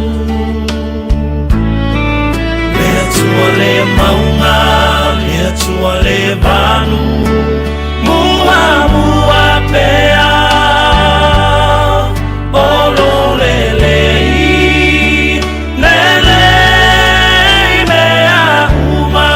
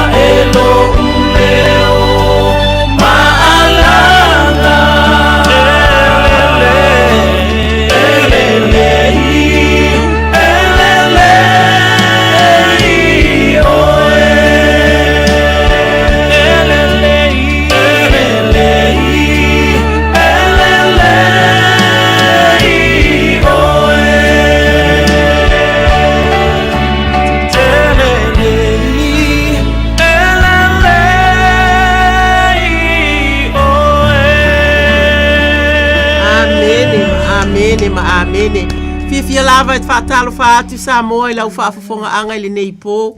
I whaafetai i le atua i lo outou so i fua, ma le au nanga i le tatalo ma le anapongi. Ina ia alofa mai le atua mo sa moa ma tangata uma o le lalolangi. E whaafeiloa i atu ia i la tau o whaata o tolia i a ngase i so se. Ma o tatalo whaatalo sanga, ngase, whaatalo whaatu i ta mama tina mātutua o lo puno no upea. I le tatalo e le au noa. Whaapena fo i e ka le sia fono tatalo ma whaafafonga. Whaafafonga ma e o loo. Ma e o loo whaatasi mai inu e mamau. Ma le to ese, ma lo le soifua. Ai mana tua le neia fiafi e o fia ngai ma whaanoa noanga. Ono le malanga le maliu wa fea o tau mo o tau a inga pele. Sa a fia finga ma mo o ngā lofa o le nei polo kalame mo o tau. O la mātou tatalo ia pa iatu le nganga pa ia whaamawhana whana atu iate oe. Ai tupu ai le wha moe ma maua le malosi. O sa alo me mito moe le nei. Sa iwa tulo to le au mispati. Ma se wha afuponga o le tātou polo kalame. O le tatalo mo. O e tātou tatalo i ova aulo mātou ta mā keriso o lo mātou wali i wha aula. Whaafetai, masanga whaafetai lo wa lofa. Ma lo wanga lelei o mātou to e aulia mai le nei aso wharaile. O la mātou polo kalame. O le tatalo mo e ta mā le aise isi mātou te wha moe i ai. A nganga pa ia ta ito alua ina i mātou wa o mātou whaitau wina a fionga. Le tu wai wha au popo mai. Wha au mai ia i mā ua le tu wai. A wā wa fionga o le a whaitau ina. Whaafetai a keriso. Ma le manu malo.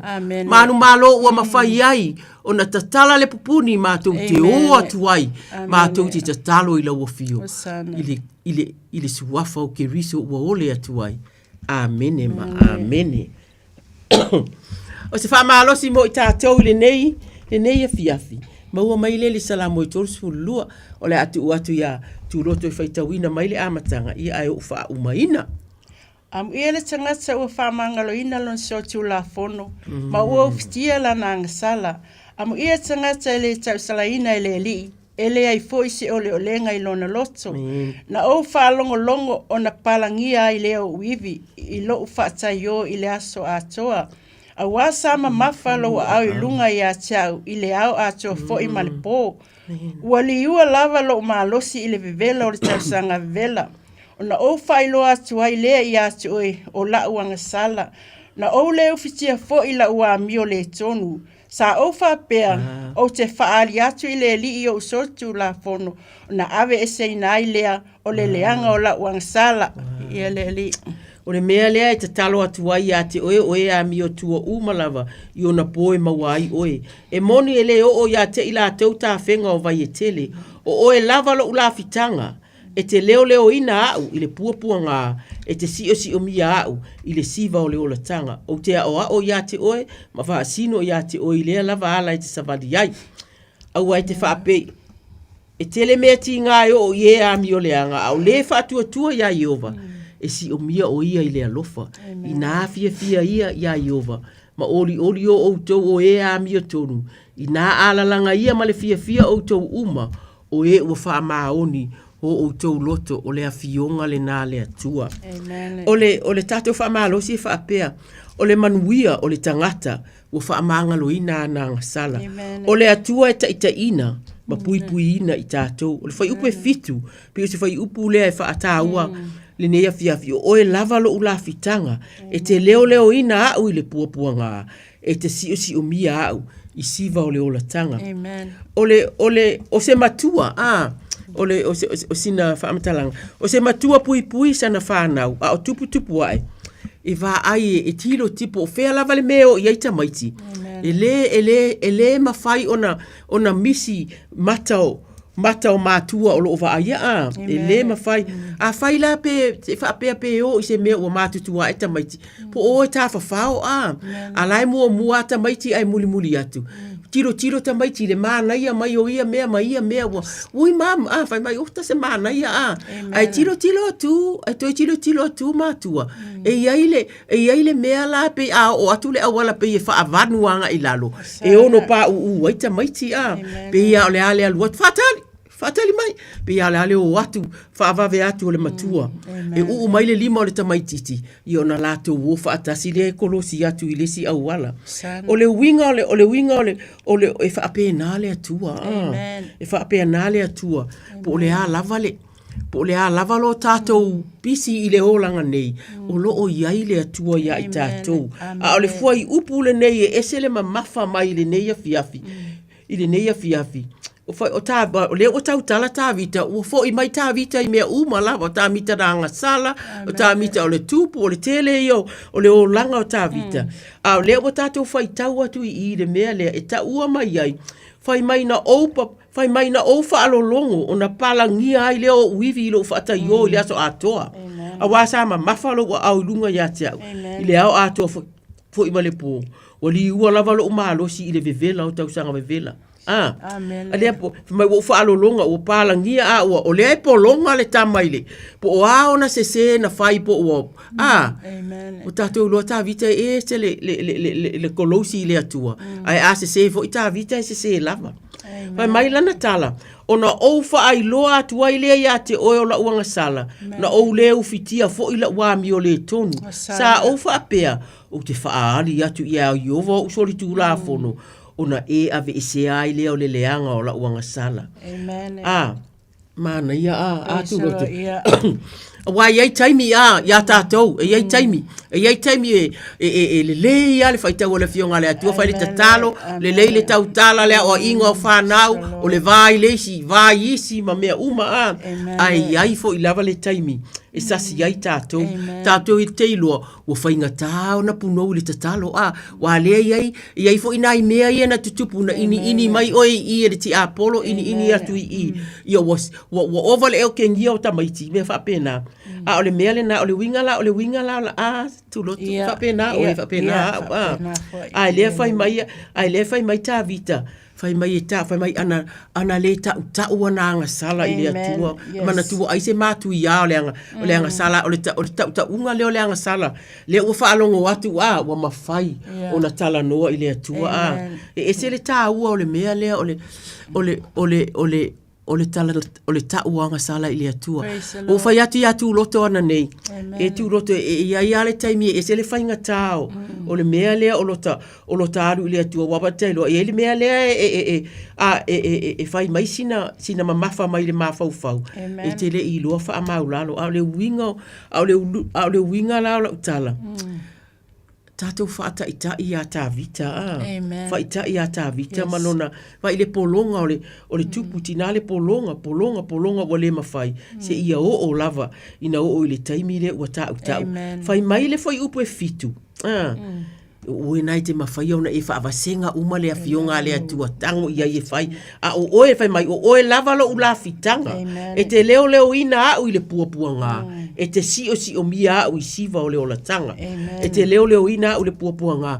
O lona o minga, whai atu lau tale atu roto, whaafetai i a ke riso male manu malo na ia whaia. Ua mawhai e whai mai wa sa sae le pupuni ia. Ua mawhai ai o na tātou o tonu atu lava i le atua. I tātou, wa tātou talia le whaola tanga, wa tātou tali tonu i le maliu o ke riso. Tātou o atu ama ave a tātou te talo. Wa o le mea moni lava. Ai an whaatali talo tanga po o tu loto ia te aurome o mātou te talo ia na avatua na nafi pe na mai po o te talo. Yo te lei lopo wa umana whaasua o te talo. A o tātou ele ai se mea e te tu uai fua i seisi a. Tu lau ele lave ai tātou ma le tātou polkalama le winga la utala.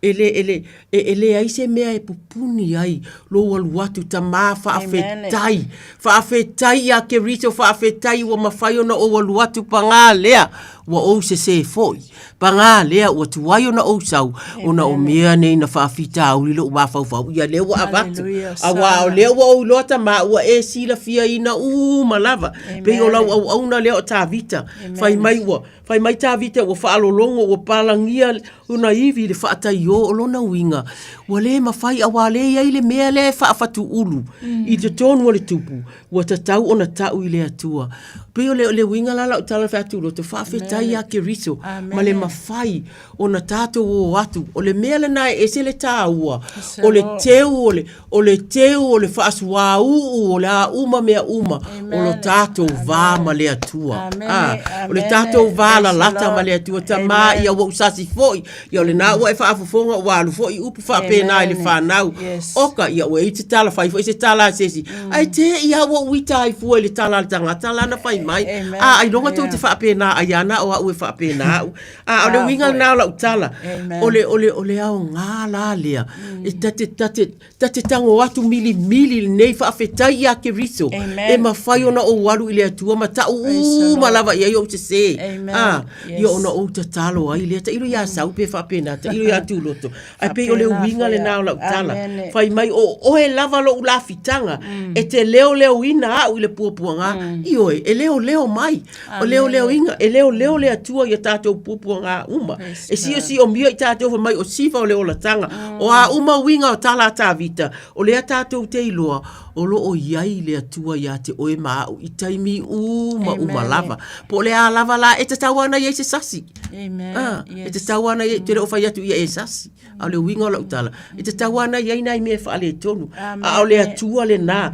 mai e tele mea ti ngā e o i e a mio le anga a o le whaatua i a Iova e si o mia o ia i le alofa wow whaafewhena si o mia le tangata i le alofa la ia i le si lai mawhaina te talo mai e mawhaina wala au mai tu loto lo me se whaamole se i te talo mai lava wa ma tu lo e whaapena winga le nā mai ia fia ia te ia fia ia Iova ma oli o tau o ea mia tonu i nā alalanga ia ma le fia e tō mutu maua e outou uma o e ua wha maoni o outou loto le loto tu loto ma sau le loto ia wha mama le loto whai mai le pese ale loto ite ilo ia outou foa i mai le loto fou le loto lava e le lei foa i mai le loto fou o le loto lava e le lei pe o sina wha malosi atu lea ai o tatou loa e te le nau le fionga le atua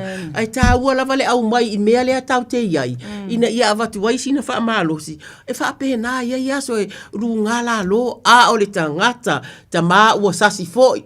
ia na e sa e fai ia e fa alonga tu ia wa mafana fa na la ta no foi lumo le tu wa le wa lu ese uma tu a me ia na ia o se tato fa malo si le na le nei loto ai ese me te mana o tongi i fo te tonu le ta ia ai ia pe te talo ai fo ia tato fa malo si le na fa malo e ese le ta ua ole nga osi o tato loto le nga osi ia tato loa ma le mafutanga vala lata ma le atua ia te o wane ingalo ia te oe ia o te tala tato laina tolu fitu te silima iwa tolu vala au mai lo mana o vala au mai mo sesi te o e tu le va mo se tasi te talo ia o mea na tato te e ma fa mato te sapoa umana te talo ia ma mato te talo ile ali ala tu atu lo te faisan tala ia o le fa tali tato laina pole ai tu lo pole ale Haleluya sana ole au mai le upuna fa malo siaia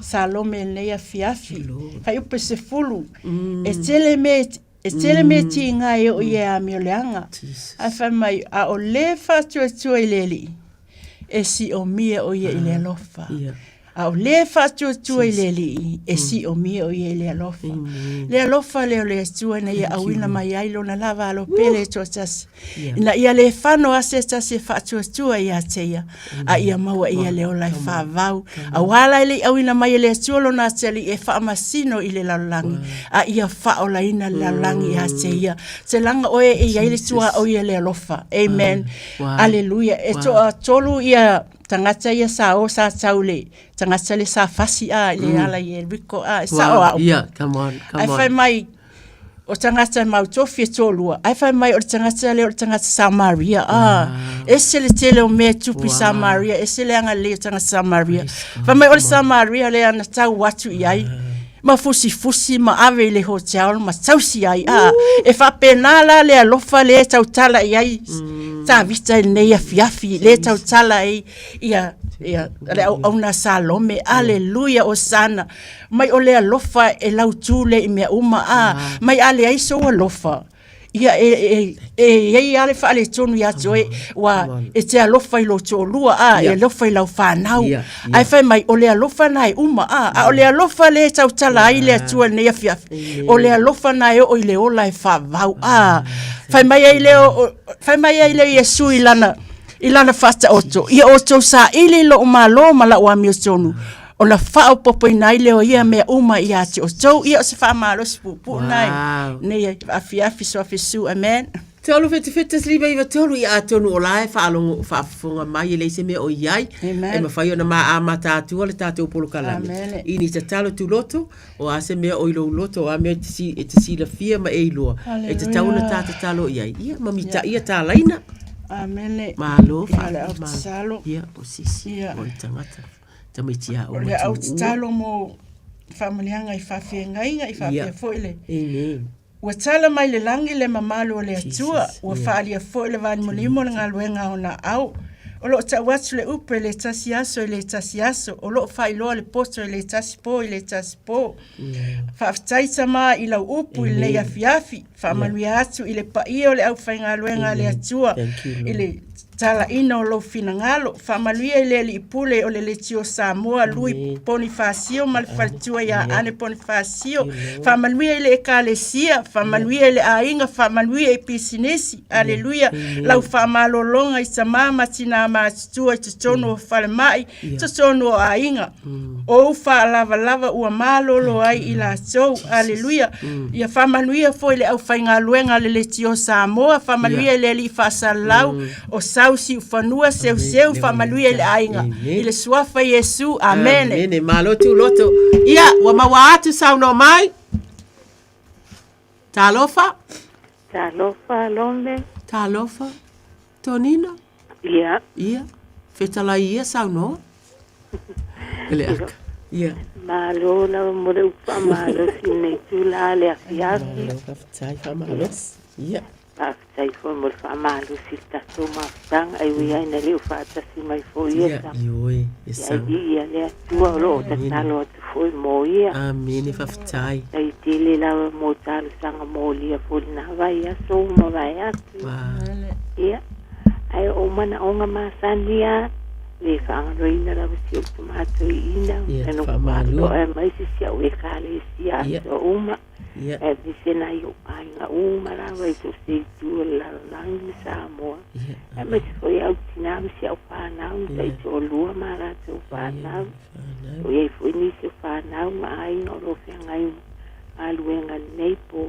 E toi nā tilu matato whongtalo whamoli Ia ole wala watu lea ia te olua Taita ia kato ma whangatalo Whaaftai le poile awa noa Amene malo fai maile salamo I tolu se fulu male tasi Fai besulu oro ia malama mai o fufonga I lau au auna Ia e whaaola mai a te au ona o loa lofa Wow Ia wau au lo mātou I ta maa whaafetai O loa whawhinele nā o tō nina Ua māsani ia winga Ua māsani I loa lofa Ua tiu I loa lofa ta maa pa I atu pa I ane I lana whanau ta maa ia whaamalua ma le e kāle sia uma le atu wai Mātou te tatalo Asi si atu le atua O aise o fia maua le malosi O aise o iei tūlanga po ngase ta mama tu te tatalo e te whaatūlai le talitonu e te whaatūlai le fia e te whaatūlai le asi atu o le tasi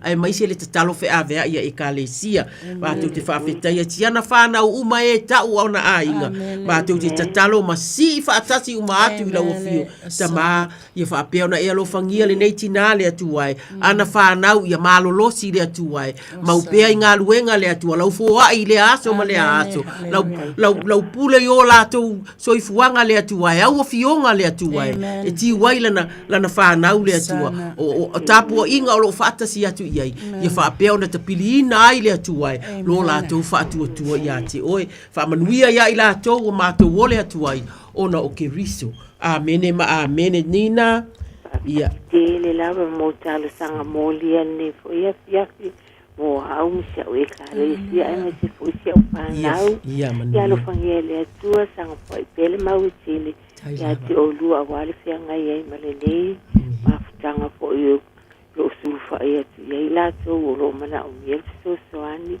ia lo whangiele atua to e tai miel lua au ai lava ia ia fiafi e whapea po I sau o lo tu mani poe alo fatu ya sanga mama tianga po yo loia yeah we'll do that yeah te alo fatele mo o lua fatu yeah soifua ia tonina soifua fa felo ia tile laina sal no mai alo fa malo soifua talofa sa no mai amol mo ka lilia fa mo te ma fa nga fa me seka kano Ase usora fale mai tenka o kwanga lela ya me se fo yo aur kinga mal panga ya mal ai nga ko fa mole lava po ai lo su afatina simalu ia le wata le wa ya tu lo mana onga ole atatalo ai simalu malo lava ai lava ia le li simalu e fa fonga le upunea fiafi Ole awa mai se upu mai nei fiafi haleluya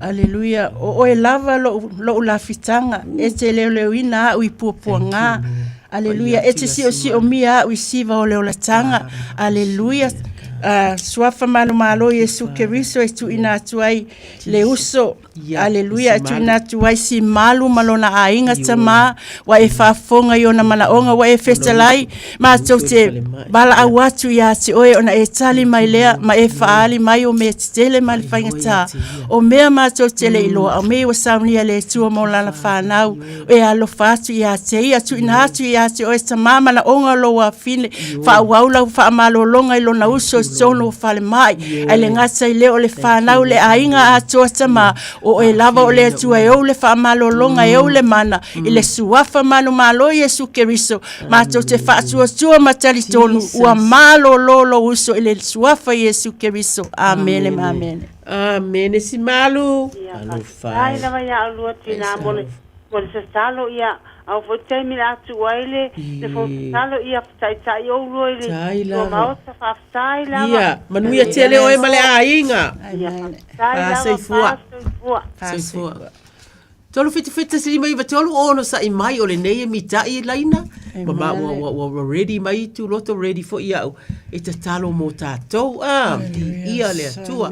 Le ala faita wina le fionga le tua ma mita I le laina fai mai le sala mo tolu fa fai upu e fa. Mai na o sa ili atu ia Yehova. O na tali mai ai le o ia ia te au. Mana lave ina au. Ai mea umana o fefe ai. Yehova auro mātou ta mā. A o mātou whaatalitali I e wala au mai. E ta talo ma whaafetai au a fionga le atua. I e olo o wala au atu I lau a fio. Ona e tali mai lea e olo o tiu I le. Fia ma pati patia lo o lofa le atua. E ta talo ai wa ai atu. Olo o iai le suinga olo o maua whaafetai whaamalo sia. Masanga whaamalo sia I mātou le atua. Whaanga e tia ina I mātou I le wa ai atu le atua. I le tatalo ia lau fio alo o Yesu inga yo mātou a inga ona o ke riso o mātou wole atu ai amene ma amene e ma whaiona tā tatalo mi ta I lava tā tolu fita siri mei wa tolu e ana tato whanau olo tu ua onga Alleluia mi ele li ia la atu inasi fo ile upo le atua Alleluia o sana ele tato upo nei afiafi Alleluia salama tolu lua fai upo tolu na ofa alongolongo o na palangia I leo uivi I lo fa tayo I le aso atoa a wasa mamafalo au I lunga ya tiau I le au atoa fo I malepo ualiwa lava lo malosi I le vela o le tausanga vela ia tamai tu ina atu ai le whanau I totonu o onga Alleluia tu ina atu ai fo I le poto ma le atamai I la tou Alleluia wawa I fesalai lava I le Alleluia, ile Johannes ful mai fafa upe luas ful mai fitu. O lo umanuia o te avatu ia te o tou. O te le avatua ia te o tou fa apeo na avasu le lalangi. Aua le atua tu vale o tou loto. Aua fo I tou te matau. Alleluia. A faito te sa ili mai ia te au. Tou te maua au. Pe a faito te sa ili mai ia te au. Ma o tou loto a toa famanuia ia o onga. Famanuia I fe au mga luenga le whanau tama o oe mātou te sulu fa iai wa umana e fetalai e manuia la tu o asu e manuia le me e manuia le fo I mai I le suafa Yesu amen amen vi ile atua tama o wo fionga nei fa auta o lo sila Yehova ye matata u ya te ia o e fa moe ya I lona alofa ina ia lave a ia te ila tou ai le oti ina ia ola fo ila tou I le onge o lo fa atalitari o tatou loto ia Yehova o ia lava lo tatou fisoso ani ma lo tatou talita a wa o lo fia ia te ia o tatou loto a wa o tatou fa tua I lona suafa pa ia yo vai ia I lunga ia te I mātou lo alofa e pe ona mātou fa moe ia te o ta ma o wa fionga na mai le salamo I tolu se fulu ma le tolu o faita wina atu mātou ti tatalo ai mo mātou tangata le atua o mātou a inga po o ai lava le atua e matata we tausi iau folanga mau wa fionga ta ma e alo lofa e le masino e alofa le tua oi e alofa I ainga e alofa solo le atua e mātou ti tatalo fa manuia masanga fa manuia I latou e tele ina mātou tatalo I mea ele o iai o mātou ainga ai tatau na mātou tatalo I mea o lo tumu ai o mātou tangata o le alofa lea mo le tasi ta mātou ti tatalo e le sau fa tangata fa mai lava o mātou tua ai le o mai ta fa tangata ni manuia ai mātou ti tatalo fa manuia ia I latou e tausi ainga o si ainga le atua e tausia le file mu I tonu o ainga I tonu o ekalesia I tonu o mātou communities le atua I tonu fo I o fale whainga luenga ta ma e na o mia lo mātou ma whai o na mātou whai o nei winga le atua I so se mea o mātou iai wha amanuia ia I latou a wā po wā lava mea o mana o mia I o latou ainga mātou te tali tonu ta ma e te wha atu muina o le mea ave e se atu le lima tau matau mātou te tali tonu e sau le lima anga vale lo alofa mai o le tatalo lea mo le alofa ina o I latou uma o na o ke riso wa o le atu ai amene ma amene praise the Lord anyone Hallelujah Ia o se talo mo i la tau sa whapena o na asia fo ili tina ia talo sanga.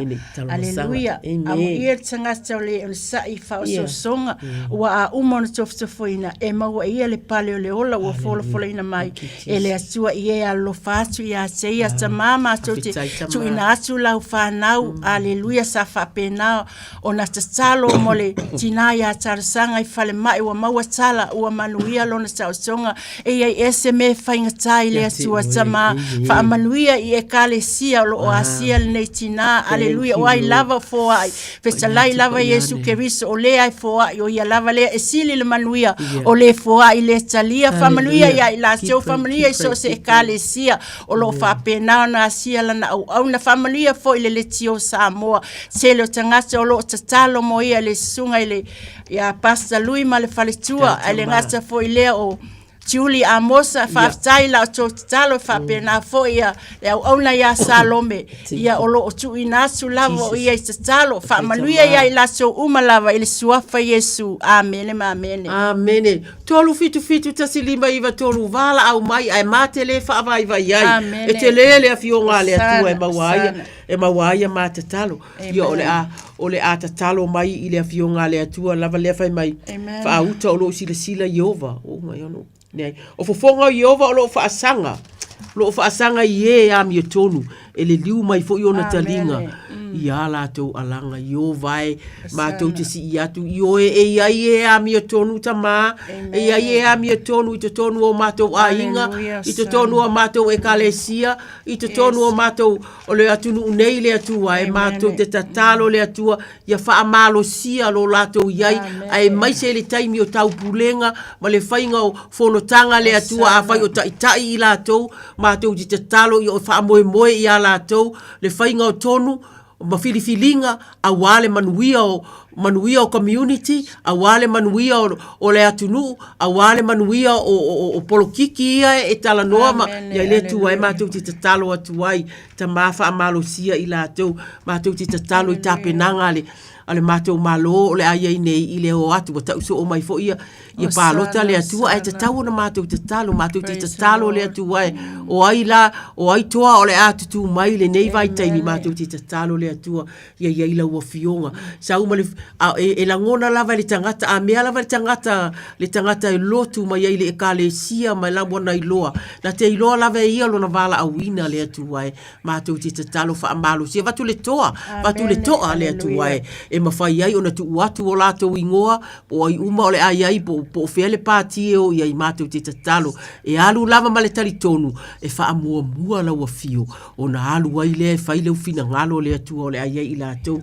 wha manuia o lātou a inga o le a wha uma lau te talo i le fionga le a le atua whai mai le salamo e tolu ono oka se mātango fie sa moa wha fufonga i o vai o i le langi lo wa lofa wo yo lava a ao lo wha maoni e pei o le atu maunga o le atua la wami o tonu o le moana sau au wha masinonga i o vai wa ola ia te oe tangata atoa mamanu le atu ai ma eu lava lo wa lofa o le mea lea o wha atu ai tangata i le paolo o apa au wow e mali lia i la atou i mea lololo o i lo fale e te wha inu mia fo i la atou le vai tafe o au mea wha fia a wa olo ia te oe le puna o le ola o lo malama mātou te ilo ai mātou te ilo ai le malama i o vai mātou te whawhetai a ua fionga oka se mātango fieta ma loa lofa i e uma le atua mātou te tatalo le atua ia mātou whinau mātou sanga whinau e whaitau a fionga ono o le mānaia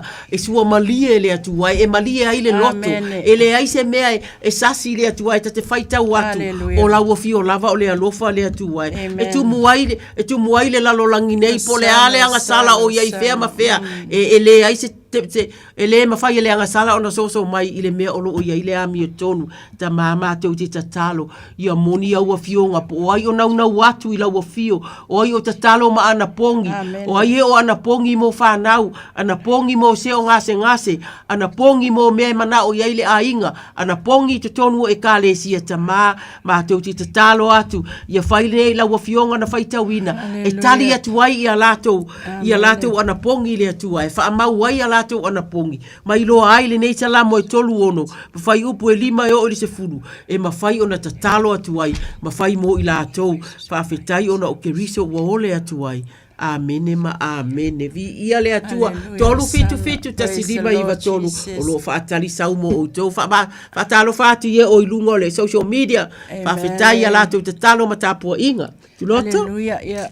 La wa mai le salama salau tuliva o le silafanga le Leli ie wa su e mai a tea wa sila fia lava au o e lava wa sila fia lo no foi lalo malo tula ilunga wa sila fia mama mai o ma na tunga wa su e lo savali malo ta oto wa ma sani lava ma wala a ole ai lava se upu lo ngutu wa sila fia le tua o ma na tunga mo ma na tunga ele ai se me lilo le sila fanga le tua fa mai o lau savali o lau nofo me o mai se faia e sila fia ele tua il fai upu sful mal tolu a wasa ya te oe o mana tunga na e ufi ya te o manava o lo tina o te vi ya te oe a wana faya ue alai o na matautia ma ofo te le ai fai mai o mea na e faya o mea mamana ia wa o matua i loa ya o nei mea le matautia i la tō o lo whengai mamaitanga ia o le ua feta lai le anganga o le atua aleluia fai mai a wasa ya te oe o mana tunga na e ufi ya te o manava o lo tina o te vi ya te oe wana faya ue alai o na matautia ma ofo tele ai fai mai o mea na e faya o mea mamana ia le suafa manu malo Yesu Keriso e su ina atu ai la whanau o lo o maua i maitanga ia o lewa feta lai le ngango le atua o le sila fanga le atua e sila fia le atua me uma sila fia le atua le taimi ma le aso e tu ese aina ai le tangata ma le tangata fau ma tau te talo ia wha amanuia ia wha whaingo fie le tinama le nofo ma le tangata fau lo ma tau tama su ina atu ai fo se ainga o lo fia maua lau fisosoani ia lewa feta lai le ngango le atua aleluia fai mai o te alu ea i fea ai lo nganga o te sola i fea ai o luma a fai o te alua i le langi o iai lava oe a fai fo i fola lo moenga i se oli fa uta iai lava oe a fai mo apa awal tai au ma o nofo i tulu inga o sami e tai mai i a ta i lea lava mea i lo au vi ia le atua fa nene ina le suafa malo Yesu Keriso fa manuia i lau whanau o lo fea ngai mama i tanga first time se aso e tu ese ina i wana o le atua lava e o le fa malo longa e o le mana i suafa Yesu amen Amen. Fafitai toloto. Vi ia tolu fitu tasidima iwa tolu. Ole Isaia i onus frutasi maasani mai tātou. Mai wa yo ulunga. Wa yo ulunga le anganga o le ali o Yehova. A wa ufa awina ue Yehova i tala ili tala le le ie uti ngā ina. Na ia awina mai ia ue fusi ie loto momomo. E tala ili sa olotonga ili tā feanga. Male matuata tala ina o wa fusifusia e tala ili tau sanga i tali leleia mai ia Yehova ma le aso i tau iai masui e lo tātou atua e wha amatala loto i o wha anoanoa umalava e avatu le fia i e wha anoanoa i siona e fua ina atu ia i lātou i lātou le mātango fia sau noa mai le o sau i le laina fitau i lava ma le whaitau ina tā lofa le wa ilunga le laina ia tā lofa lava i sunga ko whare kua o kalamili le ilunga ke tā lofa tala meli sau noa ia ia ngō wili ako whamule mole lava se kalo mo a o ki ngā mo wa fo i mai ai mai seo su korua ia ka pingi mo wa fo i ai mai ka pingi ia mai seo si au whangau ia mai seo o ngai ki ngā makua uma lava mako i ka le sia ai mai seo a inga uma lava ini ia ku family mole lava lo wava malo falo al kina ma tua a inga uma malo tala meli talo fai le no fai tawina wo yo unga le nganga o le ali o Yehova o la ke riso le valo anga tala meli nai te iloa na valo ina e ta fio mai Yesu na fa mauni ina fai mai wo yo unga le nganga o le ali o Yehova wa u fa ina o Yehova tala ili tala le ye utiga ina wa ya wina mai ya u fusi ye lo to momo wale matuata tala ina o e o fusifusia tala ili tau sanga i tali lelea mai e Yehova ma le aso i tau iai masui i lo tātou atua e wha matala loto i e wha anono uma vatu le fia i e wha anono i siona fo ina atu ia i la tau le matango fia su ia i le fulefu le u le oli e su ia i le wha anono le ofu fai ia ivi inga i sui ia i le loto wha avai vai e ingoa i lato o la au le ami o tonu o le wha ato anga i ova e fai mona vi inga Iova aulo mātou ta mā o au o fionga nā ua mātou whaitauina lo ua whawhine i atala meli malo na vala au maili ne ia fiafi ta mā mātou te si iatu i ate oe e te sila fia whawhita auli o lo i ate ia le atuai o le natino o a uma lava le atuai le tino o le tangata le tino e ngalue ina e ngalue i le ao ma le pōpe a ta mā whainga o whanau le atuai tautua ina o e ka le sia mātou ti tatalo le atua malo lo ia te ia vatu se malo si fou e fai ai ona ti ute le ngata ile ainga ia e fa pena i te tonu o le ekalesia si ona to olua na vala au mai ai si ana fa nau le tu ai pa ia tu pa ia ne pa i fo yo la te tino fa nau o lo tu ua onga le tu ai maua se malo lo ngale le tu ai wa tiri ai fo yo na tele o nga luenga mami le nei te mai taimi ona lo ia ta mai ki le fale ta ma ia fa pe ona e fo wa i la wo fio la fo wa i la to i mea fia maua ta mai ti le tu ai e maua ai fo ile fia ina o la to loto i le va ayatu ya mam i le va ayatu ya dad i ai mai se le atua o lo ia ile taimi e malo lo ai fai tau la to tu sia onga ta ma te talo mai fo i ma ngani mai tala meri tina ma tutua uma ma ainga uma e tau ya te ia ia le atua oka le matautia o fionga le atua la o fio lava le tala ina o le tala le matau ti talo fa atala le ina o lato loto i faita wina o fionga o lo fa fofonga mai o lo faita wina o fionga i fa fofonga i la unga ma la unga ina o fionga i te tonu e kalesia o lato loto o fiafi le tuai o tatalo ma le faita wina o fionga o ni mau o lo o ia e mai se lava fo i taimi e fai ai potonga ma mea fa pena ta ma ia e fa pe ona e fa malosi i tina matutua a vatu ni tatalo i le nei taimi o lo lato soifua fa tu lai a o ia ni mea tino fa le tonu le tua mato ti tatalo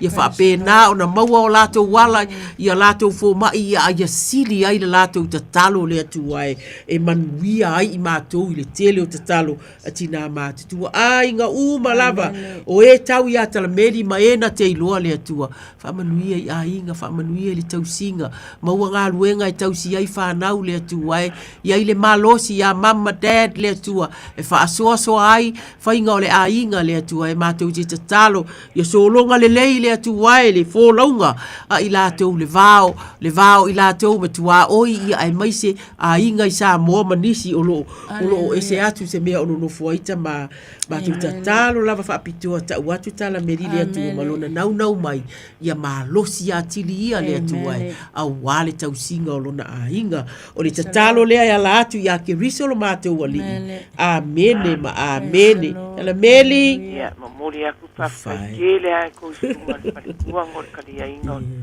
bala wakua no ngi kangaka ia lo ko soifua tai lava o yaku ko wainga mali pia ia baso soifua tala meli osua thank you lord heal me jesus hallelujah tai lava go kio praise the lord is ale ai oh ai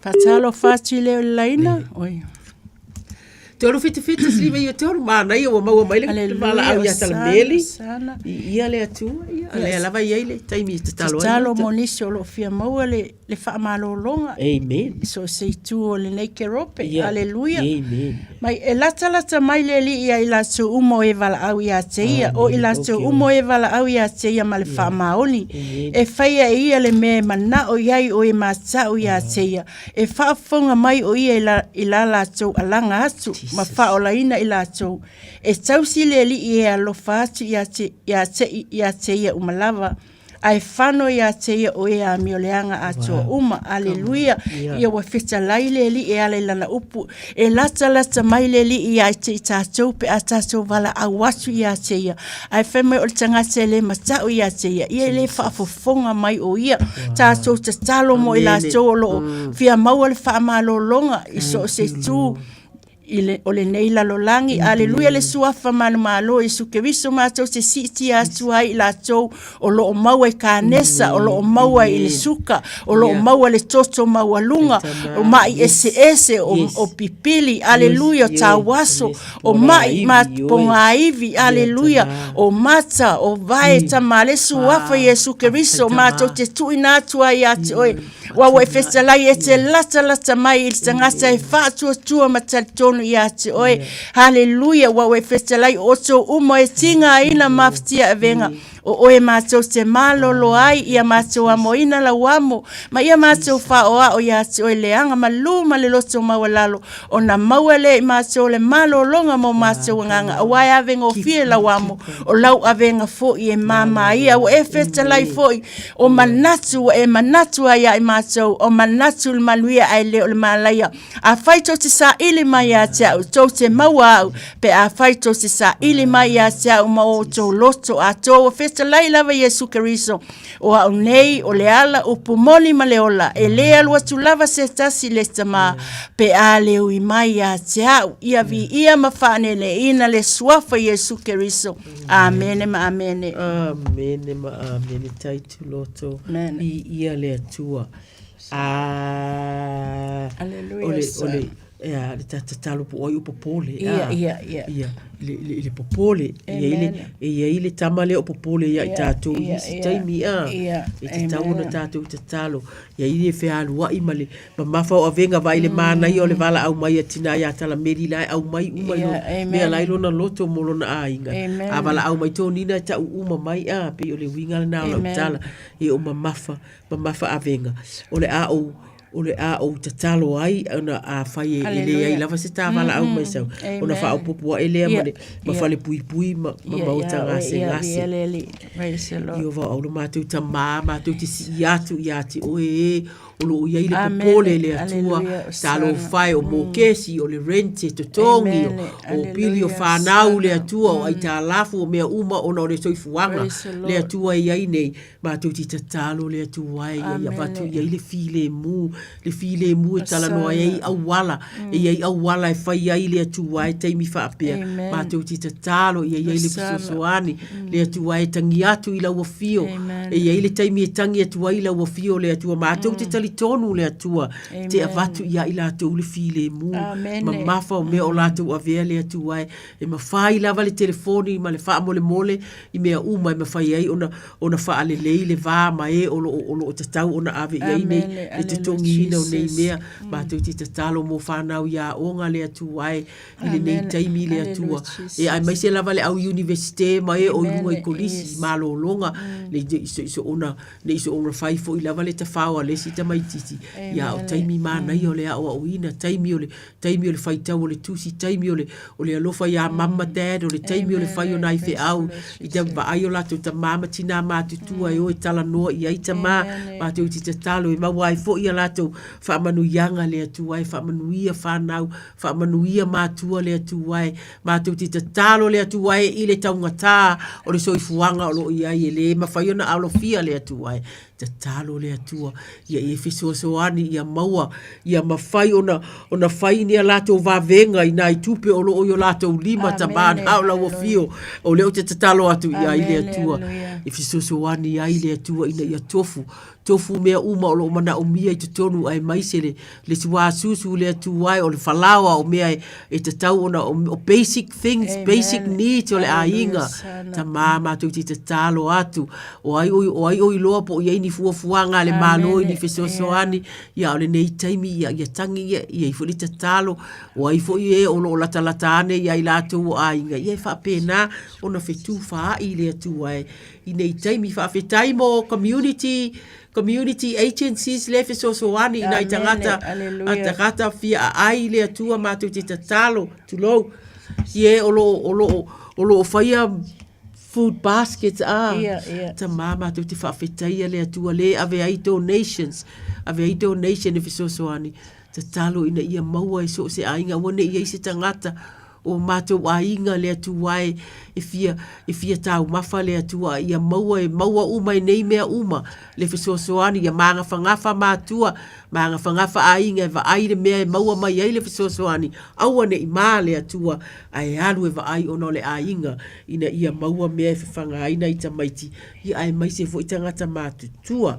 i le suafa o Iesu o le ala o le au te talo nei loa i e uma le atua o lo iso o se maota ngase a ta maa ua e sila fia ia ni sila nei le atua e le tangata mātutua lava mātou te talo atu i mea la i ngase la tau te whea ngai na te talo atu mo le tina ia sanga whaafetai i lo walofa maloa ngale leile atua a tonu o se aso mātou wa ai atu o toe ata mai lau au na o le nei taimi mō nai mō ele atu wae e aunga ta tae oi i la tau doctor's appointment e whainga tau na wheo ai mea e mawai tonga fitinga ofisio o a uma tu ai ngā tonga fitinga ta mama tu te tatalo i a whaingo fie ina e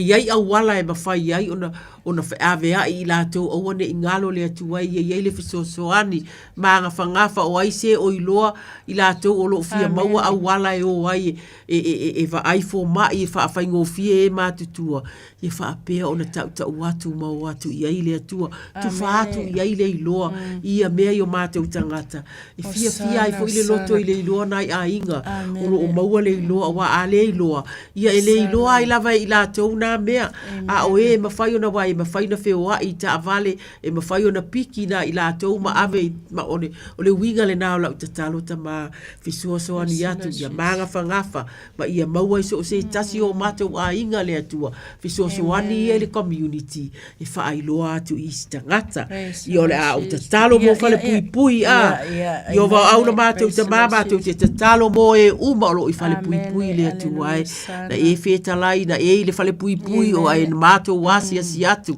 whaafetai mo e o lo whaia le ngā nuenga o le asi atu o chaplains o susu ngā whaafea ngainga le atu ai o counselors o e uma o lo o atu i ai e tatalo therapists ta mama tu te tatalo whaafetai mo mea uma o lo whaia mo i lātou a wale wha atu o toa ina o le tangata ai le tu e fo i atu i le a inga po le ale mātu i au se po o alawa ta mātou te tatalo i le mana o lau o fio le atu ai ia se encounter ia se whaapea wa o sala mo ta mā wa o langona ta malo se ta talo le atu a mātou te taritonu e mawhai ele tangata o na whai atu te le to e whai o to e fia fo i lo a inga fia fo i la whanau to alu to i fia usi tai o mātua ta mātou te tatalo ai lo mātou whaatua tua le atu ai ia whaapea o na e ngalue i to tonu o le loto le tangata wa o le loto lava e whai ai mea uma le atu ai mātou te talo whaafetai e asi atu whaafetai i le o whai ale ngā luenga ia e mai se fo inai a inga o tu ua ia whaatalitari le tatalo whaatalitari le misi alofa ia le taimi e to e wheilo i ai le atu ai ia o mātou te taritonu o lo ato e maua le whaale lenga o le a inga atoa o te tatalo lea whaatau waa ai tu watu i lau fio le atua pule te tele e te sila fia le mea o iai o mātou tangata i le suafa o ke riso amene ma amene mana mai tono mana mai fafu i ia lau fia po talo fai po ani te talo o i loto nai tangata loto ia e vatu ai le atua ia te oi Aleluia.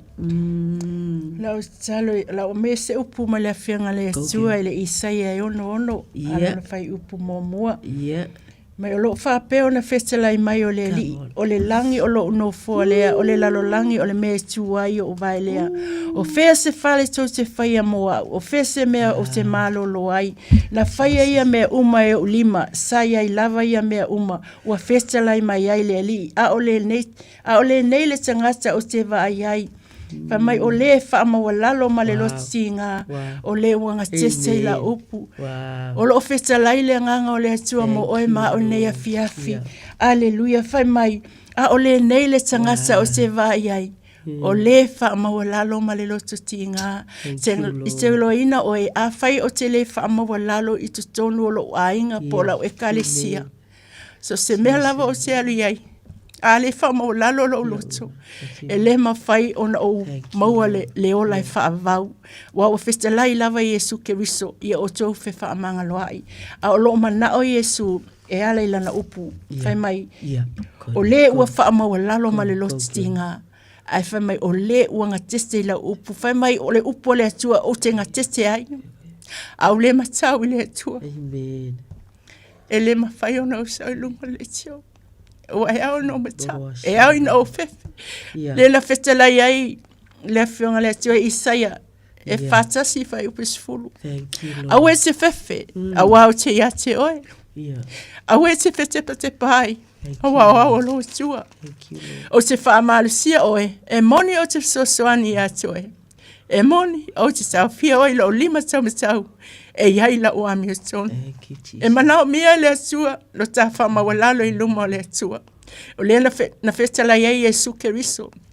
I o so o mai a sea, o so o mai tinga ina mafti a venga. O a fo e malolo ai o so. I o so a moina la wamo mai o so wha o ia sea. Le anga malu, whai mai male lo so mawalalo. O na mawale o so le malo longa mo so nga. A wai avenga o fie la wamo. O lau avenga fo e mama ia le suafa Yesu. Amen. Amen. Thank you, Loto. Beautiful. Tolu fitu fitu ta silima iwa tolu. Wow. Yeremia e lua se fulu ma le tolu. Nai fai upule o te fai tauina. Fai mai. O au ea o le atua e lata. Ai le o le atua e mamau. O lo o fetala ima ia iova. Pe ma fai ea se tangata o na lafi mea lilo. O te leilo ai o ia. O lo o fetalai mai, o lo o fetalai mai ai Jehova. E le o tu mu ea le langi ma le lalo langi a te au. O lo o fetalai mai ai Jehova. E lea o ia e lau puata ma fai ngā. A o le tatalo, o le tatalo mo e o tau mamao ma le ali. E ua ia ona o le o langa lava. Tātou tatalo ia maua se le leinga. Ia maua se le leinga ma le alii, maua se le leinga I ni mea o wha le tunu I a inga. Wapi o le winga le nā, ta mātou te si atu I la o fio.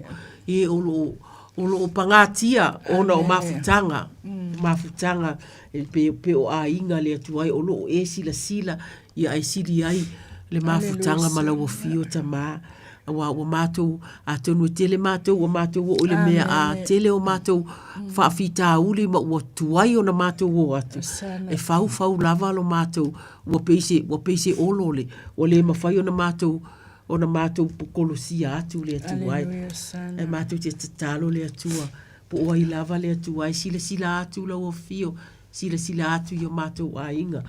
Sila atu I e kālesia, sila atu ai mawhai au na lafi, po le alava le lotu I aso sa uma e iai lava nai mea I le o mawhai ona tala noa ai se tasi te talo, mātou ti te talo, ta mā ia ta tala, le ta talo o le tasi ma le tasi, I taimi o fono ta talo o le atu wai, iai le alofa le atu wai, e au mai mana onga le atu wai, e ta talo whaatasi ai le atua, wa o le ta talo e mawai le asi, e uma e le ta talo I whaafita uli, ia ua tūla I le tangata o le aalu e asi, ona o lea sa ta talo ta mā, o ai lava o mawhatia, o ai e tau mamau ma lau o fio, whanau lalo vawa, ta mā, whanau o lai whaapea lava lātou lai mālo losi ai mātou te tatalo le atua, whaavaivaina o lātou loto le atua, I o atu I le salamo le atua, I te I ua tele I fianga o ma eu le lelei o te alo, o ma eu le lelei o mea uma o lo iai.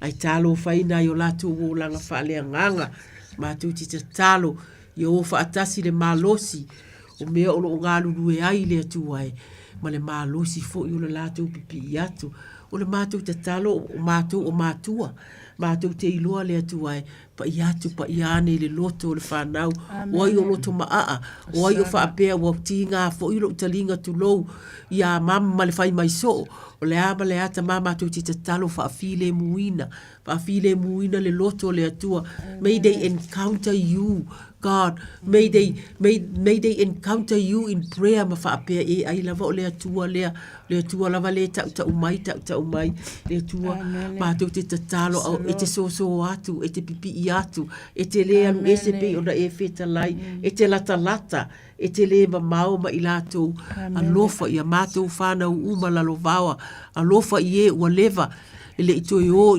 ini lotu, ele o toi whaita wina se a fionga, sa ua fionga, alofa ngia i tā ua nei mea, i lo lātou wola tupua e ta mā, wha a watu ni wō, a watu ia i lātou ni wō e loa ke riso, e loa la ua fio, ni o wō e wha a mālosi ia i lātou, wha a wō i ai, ma mau ai tu ai ngā tala noanga, fo i nai ta mā, e wha a whangu ai i lunga, le mālosi, e te ia ua uma ele tala noanga, ia ala ua mawhai o na tue anu le lotu, wha a maulalo whanau i mātua, o ai o wha a mawalunga matu la i e pei se ololana, ta mā mātou te tatalo au mai i lalo loto whanau, wha a vai le atua, ia i le anganga o le salamo, ia i le anganga o le matau, le atu wai, i lau fio mātou te tatalo atu wai, wha a whitai i mātua ma le ono sa inga, o whanau ma o lātou winga i nei taimi oka se tele o whaafita uli.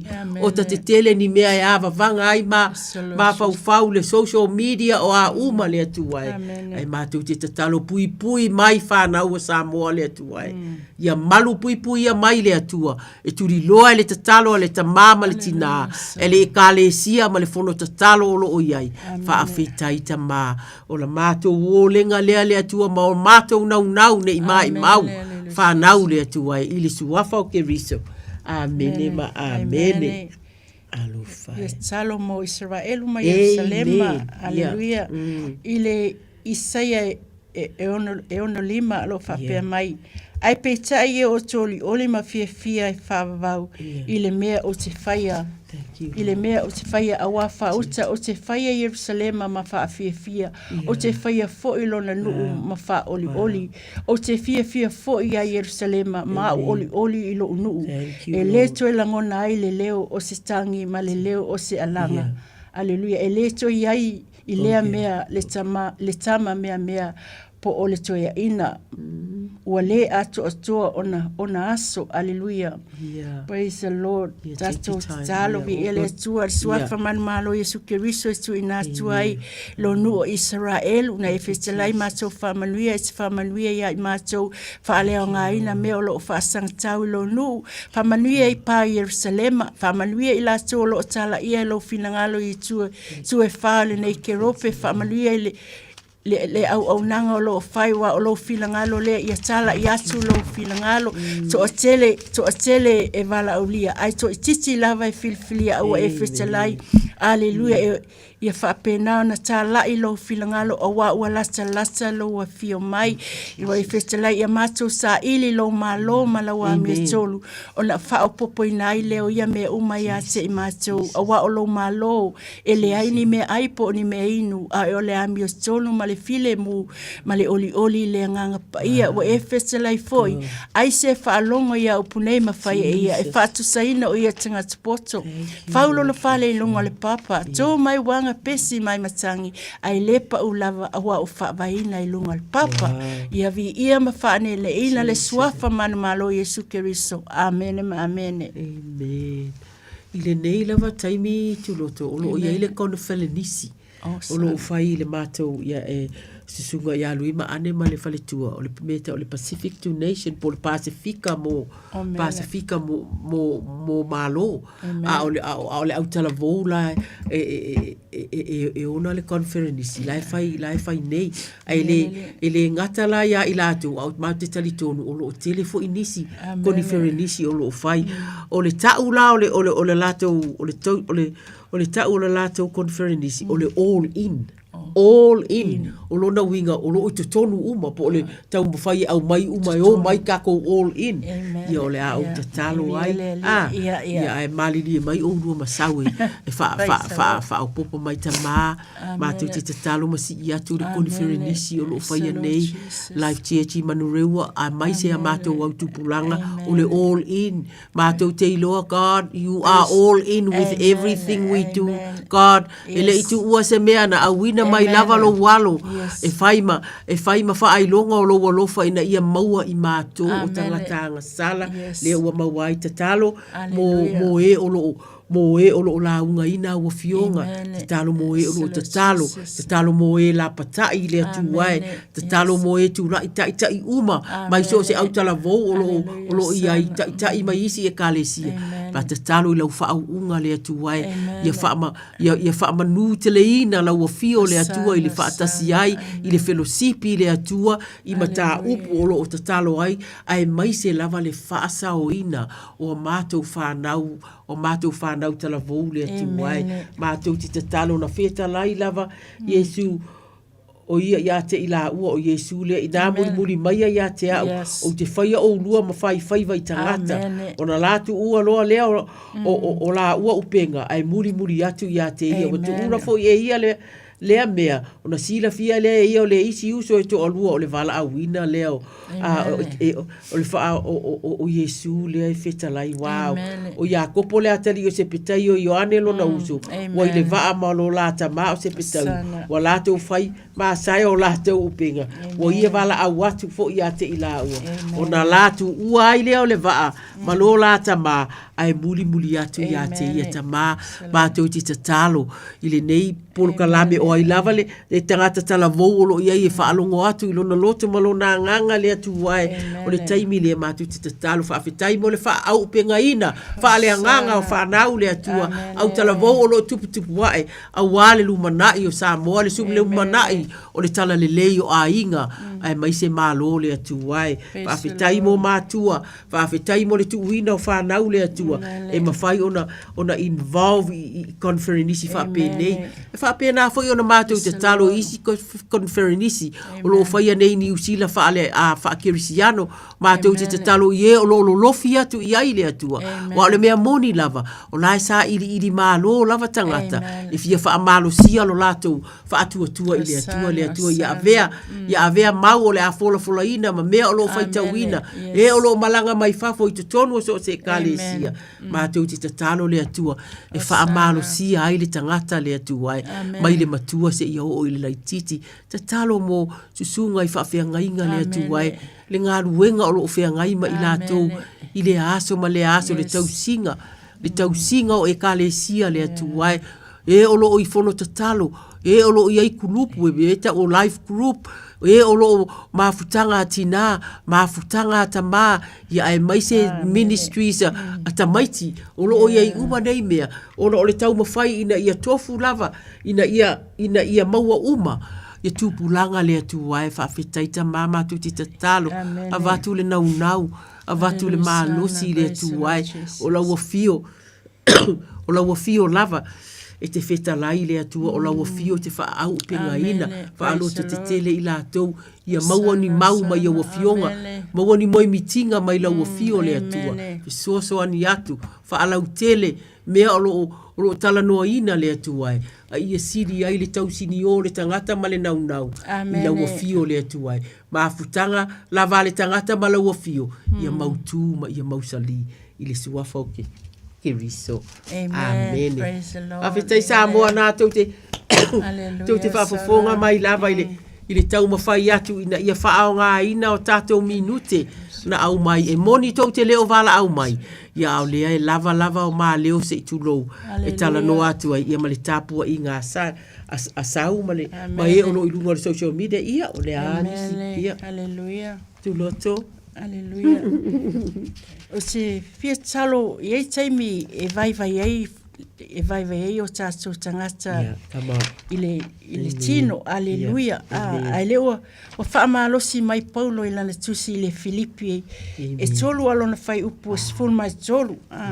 Mai le ausoe o te le manatu o maua a o le mea tasi o te whaia o te whaangalo i mea o tuanai o te momo e puna ua e fo i mea o lumanai.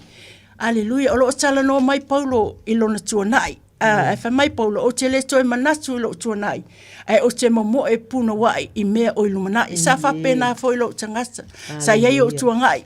Ina o talia Yesu Keriso e ve mali i mawhaola. Le la o tala no mai Paulo i ati oi mau. Mai le auso e o te le manatu o maua. A o le mea tasi. ia o mo e puna wa ia o mo e puna wa ai I mea o ilumana vi ia le atua e tele o tangata e whaavai fa pe o au sa o musu o te sau o na o au si tangata sa yei tua ngai o leolanga a whai mai e suke viso a whai mai paulo ina ua maua e suke viso whai mai orta osta mea uma una ua e maua e suke viso wana maliu e suke viso mo oe mau ina ia ta maua leola e whaavau whai mai o leola lea e whai mai e lea isi to e tangi a whai mai na o le fia ma le vii le atua amen a leola ua tala noa mai e paulo whai mai ia o to oli le li e leo noa o to e whai atu ia o to oli le li e leo noa ia I lolo tonga malu toi fai mai fo I paulo ia I lolo tonga malu e tangata wa lata mai o ia fai mai ia o to aleluia aua tau se pole se metasi a ia fai lo atu o to mana o ile tua ile talo fa atonga ato mal fa aftai o ani mana onga ia o e tamati na uso tuangani ia o fetalai le upo le tua wana o Yesu Keriso lava le tali o tato mana onga fai mai aua se pole e tu nasu o tato mana onga ile tua de talo fa atonga atoa mal fa aftai wa sila fia le tua me uma ai mana o le tua e se vala awati ya se ya vala au mai ona o tali atu lea ma o faali atu o me tele mal fangita o mea tau tele iloa a o me o saunia le tua mo lana whanau e alo fatu ya te ya suafa Yesu amen amen amen tu loto tolu fiti tasiliva iwa tolu a e mafa ma fina ngalo te tawalunga ina o matau lewa le lava matau minute le tatou por kalame nei po vala au mai ai le vai ai o lo te le fionga le atua ai ana le fionga le atua le mau mai ai te talo e vatu a fai mai le salamo ta vita e fase furu fai mai na o matua fa atali lava ia Yehova ona fa asanga mai ai le o ia tia wa fa afonga mai foi o ia ila walanga na ia ave ina e au ai le lua e mala ia ma le mea matua pala na fa atuina foi o vai lunga o le papa wa fa amautuina ai o savali wa tuina mai e ia le pese fou ilo ngutu o le vi inga ilo tatou atua e ilo ai e to atele e matata u foi latou ma latou faatuatua ia Iova. O le nei tangata o tāwita, o se tangata matautia a. E tau lava o le tangata na a e ilona nganga i le atua. Se i tau whaalongo mai, o ai sesi e le fia, maua uma nei fua I upu. Hoi mai sa matua faatalitari tama, ia o mātou nau ta inga uma lava nata ma, ina ia o mātou loa faatalitali atu ila ua fio, matua faatalitali, e pe le faatali le na faatali ai tāwita ona e faasanga mai ai lea ia I mātou le atua wa e faafofonga mai ia mātou alanga ona e aveina e ai le lea mātou mai mea o loo mala iai I mātou mea se o loo mātou iai faale tonu o loo mātou iai ma le mea matua palapala le atua e palapala le anga sala e palapala e matanga le anga sala ai fesoso ani mai mātou te tangi atu pe o tāwita I taimi o lo mātou o langa ua fia lava e tu wai o mātou vai le palapala ai le iloa o lo o iai manuia I luma atu pe a faatalitali I la ua fio fai mai na ia aveina e mai tāwita aveina e ia I le lua e mala ia I tama mātou te le fia mamai la ua fio wae ati lau si la fanga tama e iai le taimi e sasi ai fesoso ani mai faatuina fai mai faatu wae o mātou vai lunga o le papa o ai le papa o la ua fio le papa e mātou te tutu ai e le ai se mea faale tonu e tu atu e mausali le tu e le pa u I lalo e pei o le tu I le one e te faa mautu ina mātou sava vali Whaafetai te tuina mai le pese fou I o mātou ngutu o le vi inga I la wafio e ilo ai e le toatele le toatele le vaava ai mai ai mātou vaava ai mai ui wasui mai lava salo me le nei aso wa uma ta maa e whaapena le uinga o le tatalo e ilo ai e le toatele e mātatau I lātou ma lātou whaatuatua I a iau ale iau vai ia fauia o ka se tele o ni tatalo I to tonu o wafionga ta maa ta te whai tau atu lava ma ta tatalo atu waile atua I o e ta maa fesoso ani mai o ai se fia maua le nā tatalo. Mātou te fia maua uma lava, mātou uma masau matu loto le atu ai. Ina ia o mātou tutu mau, i le mea o lo o iai le lo fina ngalo mo i mātou. Ina ia o mātou whaia lo fina ngalo. Mātou te le tutu wha amaunga o lau o fionga e fesoso ani mai. Asia si atu ta mā. Asia si atu nei te iwa se ona leo tele. A o le tatalo mo e o lo fia maua le atu ai. Asia si atu isi o se tasi o lo fia maua le atu ai. Ne nei salamo a tā vita. Ua o le atu ai ona o ke riso lo mātou alii. Amene ma amene. Aleluia, osana, osana. Wow. Talo whaivi ia le atu sau. O ia isi te talo i lo loto ma lo wanganga ia. Au mai. A o lea e lava te le, o ka o le tusipa ia e mata utia le te le. E na ona te tala lava whai tau, maua le te talo. Aleluia, ia la o te talo mo tamaiti ua lea mana ia o la so mātua. Ala o mai se upu, i le upu le poto whata oto e ono alon whai po e lusu furu ma lusu tasi. Lo wasale ia e sausi polo inga lo tama. Awa fo e se tu la fo ina le upu e o tuai lo tina. Ia fusi ai e le aunoa i lo loto. Ia aso ai lo ua. A e savali. Amen. E taisa ina ai oe. A e moe e leo leo ina ai oe. A e ala. E sausala ai mo oe. I ala asua. E isaimi. E whaalongo tā i le whanau. Ma la tau lea mala i o la tau mātua. A lewa whetela i le ngango le atua. Lo uasali i e sausi polo inga lo tama aua foi e te tu la fo ina. Le upo lo tina. Te langa oe ia e awa i o mātua o la whaalewa le vainai. Le uaso i le nue. E fo ina aso i le atua i ate oe. A o ia o mātua. Ia. O te tausi matua. O te le tali se u. O wau mana o iloa. Thank you, Jesus. E wha lewa i nai. E o waso i whunga i le. E au leo si tai. Ia ua sila fia lava i sanga selmo le meo iai. A leo festa lai le upo le posto mo e maa u le whanau. Ia e awa i o mātua. O le polo inga sili le nā le asua mo e maa. I suafa Yesu. Amen, amen. Avede, te talo. Te talo mo whai poiponga malava. E uma o lo o ia ioi whai poiponga tangata ma tatou atu nuu. Ta mā, pate te talo ma si i atu hulu ngali i whai poiponga, fou nei ma e ua lewa ta mā. Mātou te talo ia e wha mausa li ina, lea lofa i te tonu. O a iga le atuai le ava, ma le alofa o le tasi le atuai. Mātou te talo ia wha maoni, i le tausinga o tautonga i luma o la wafio le atuai. Wha awhetai mo whanau e ave atu ia i lātou. Te talo le atua ia iai le wha malosi, e le o whaingo o fie foi, o lo o iai le fili i whafo atu le atuai. E tau mawhai, lava masanga tau mawhai. Ai mātou te talitonu le atuai. O le tangata e pipi i atu i la wafio. O le tamapo, o le tina e pipi i atu i la wafio. E i loa le sao ma le tonu ma le seseta ma ia i le whea alofani ia alofangia le atuai fatuina o ainga alofangia whanau wa ai whanau ma le wa ai mai i mātua le atuai ia i le alofa po o alava mātou te le loa e mātou te tatalo le atua i le tāua o mafutanga le atuai ia e ta whaapa ia ina i luma o lau afio ia whaapea o na tausisi iai le tamā ma le tina le atuai. Whawhitai le tausinga o whanau le atua o tautonga wa uma o na whai. Ia whaapea o na avea i lātou ma via whaata i tai i ai le tasi ma le tasi. Whaawo i lātou i le lei whaawo i urunga li i le lei e atili ai o na le lei i lātou to a anga i le lotu.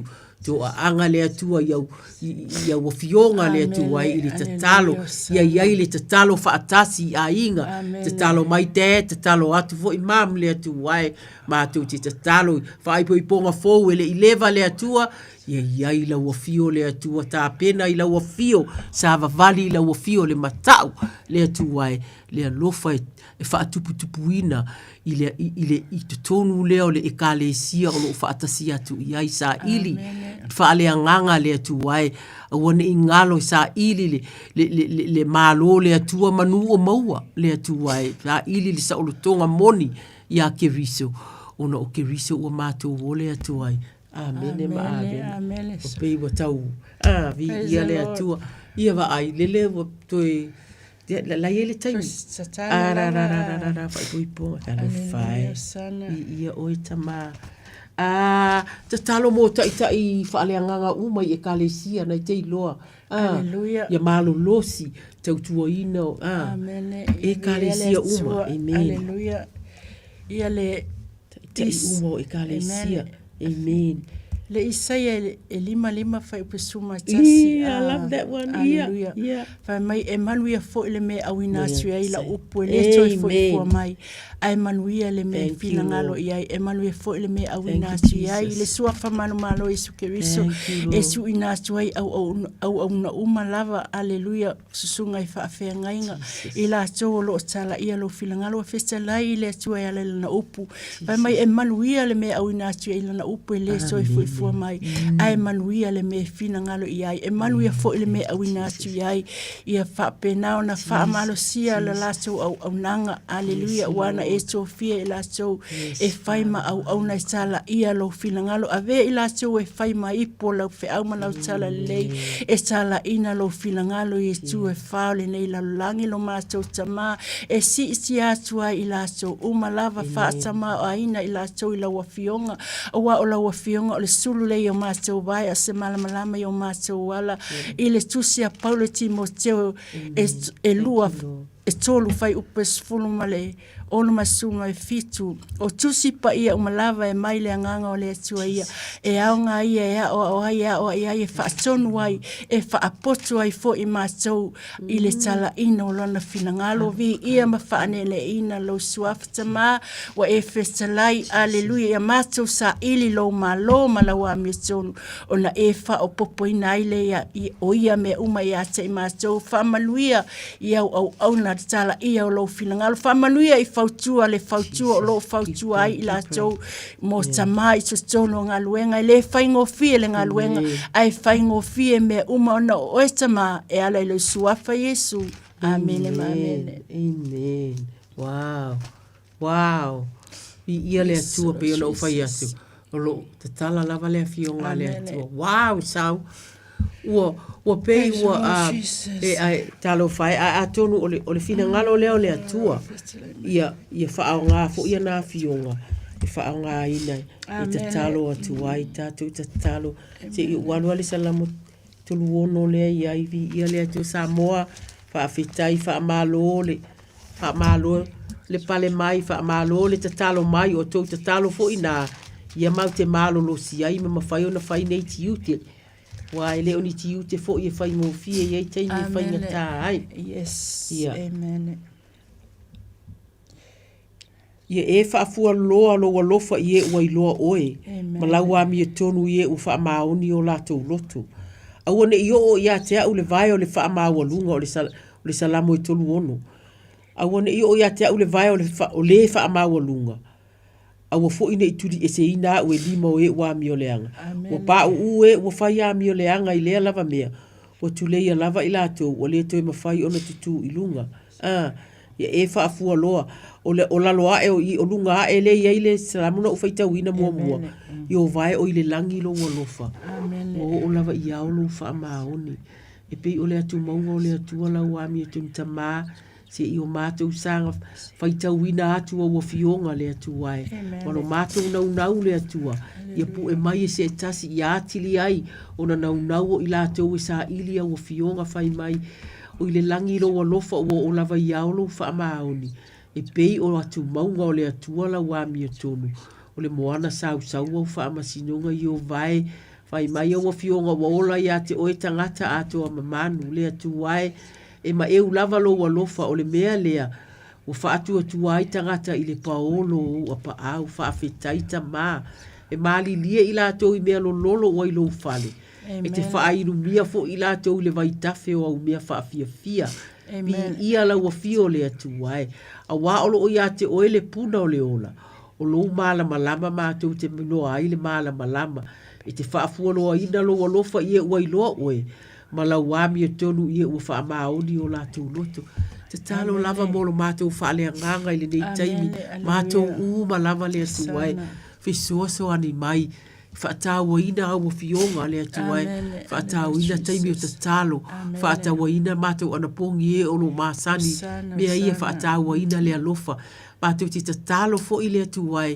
Ia mātou ila mātou mōli mau ma mga ruenga le lei olo e whaia ia i mātou le atuai. Ia ma whai o na mātou tu whaatu ma wha mālosi. Whai mai o mea alofa le, o mālofa le anganga pa ia, o le la lofa, love, o joy, oli, love, joy, peace, o file mu, kindness, goodness, faithfulness, gentleness, and self-control. E iwa mea alofa le anganga pa inga. Whai mai o mea alofa ia. Wa e au mai mo le tino o ke riso. E mātou te tiwai o lona winga. E le mawhai e tatau ona ia mātou uma nei mea alofa le atuai. Fisosoa ni mai le atua. Ia mātou lofa o ngā ina. Le taimi mau te whaalo ai ua mango le whaatua. Ia mātou tāmu mo e ia ua fionga i whaitau. Ina ia mawhai o na mātou tu whaatu. Ina ia mātou Kerisiano. Ai le ai se wha malosi o maua ia i mātou. O le anganga lea na ia kerisi o na whai mai. Mātou te o ia whainu uma maso. E wha awhewhea o na whai. E whai ila mātou mōli mau. E whai ila mātou o langa ma le wha ai mai o tangata le atuai. Fisosoa ni mai mātou te vai. Ai malosi la ua fio le atuai. Ia mātou no nofo ma mātou wha alatalata ia ua fionga. E maua ai le malosi le atuai. Wha apoto i mātou i mea wha le anganga. Fisosoa ni mai le vai. Taimi e vai ai le ti mai a mātou whanau. Le taimi e tau pule mai ai le wha le tino le atua e. Mātou ti tatalo le atua. Tu mai lo nganga le atua. Wha manatu mai popo mai i mātou. A wā o le mea moni lava. E le aise a mātou le wheiroa i mani mea wha ti ngā wai ai taimi le atua e. O wha au songa ma mea mātou te whetai ai. O inae e maua ai le attention e mātou o loo fia talanoa mai le atua. O loo iai mea o loo fia pai mai ai le atua ta maa. Pai mai, pai atu, pai ane se tasi o fia maua le nata talo. Ina ia tiri maua le malosi. A wā a inga, a wā e ka le sia. Ia e mai se le lumana i ma le wha le anganga. I le suafa o ke riso. Amene ma amene ia a tono. Malo fa fetai lava sauma ma tu loto samo ai ia ora tato fono tatalo na wa ese fo ile nei afi ai fa fetai fa malo le ono sa mai ie na vala au mai na sapoia to tatalo ele ese fa le tonu ia ole atua malona fina ngalo o na fionga lava e mātou te tiwai ele ai seisi ai mātou te whawhetai alona alofa malona anga le lei ia o mai si ui o le porokalame ia manu ia tele le alo atu i le vai aso sa o sa alo me miti o moile nei sa iwe tuloto le au mispati ma soifua ia soifua ia sa moa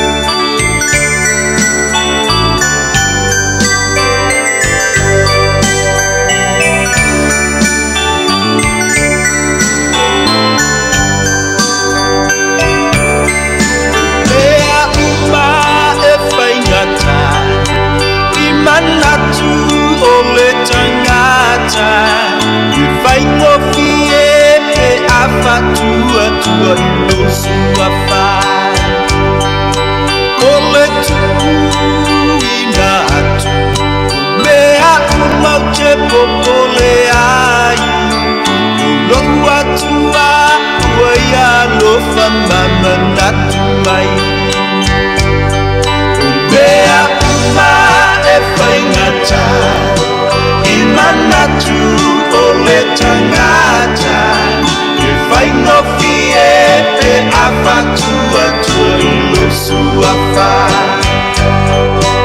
O le tuku inatu Mea uma te popole ai O lo atua ua ia lo whamama natu mai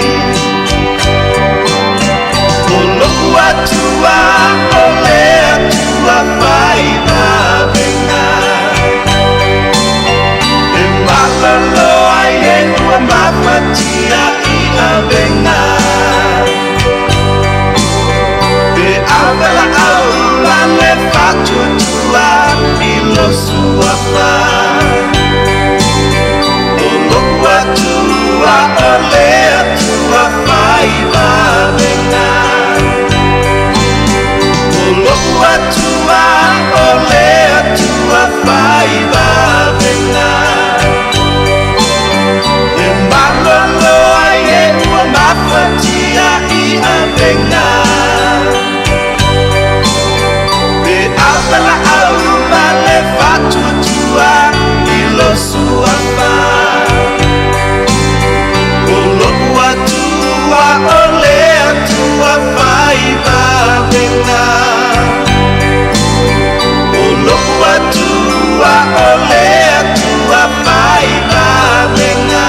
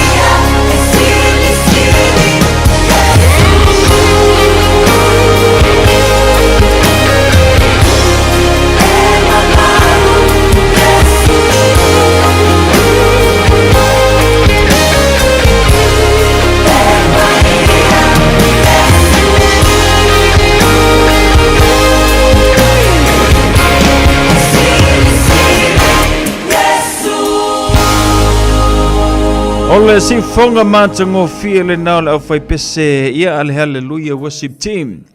Ya pe ona fa fonga mai ia na tu pese nga fa le nganga. Ya ma pese na ia sili e mamalu e pa ia o Yesu. Taulunga toile te tua na tina Salome Mitro Moe ngante foi lo le tina ia tuloto pasta tuloto mispati.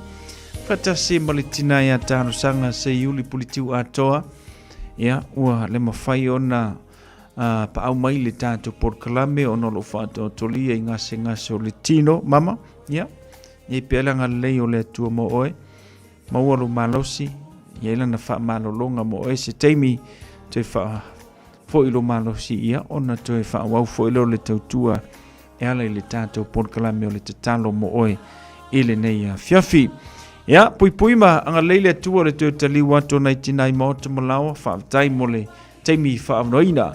Ya, wale tau tuino le tato tinu weana lea i le tato porkalame o le te talo mo. Manatu foi, ya, anga leile tua i lo loto, anga leile tua i lo tino mati ngapi o na yaile ne ya fiafi, ya fatasi ma le tato porkalame na e wha fonga mai ai o le te talo mo oe.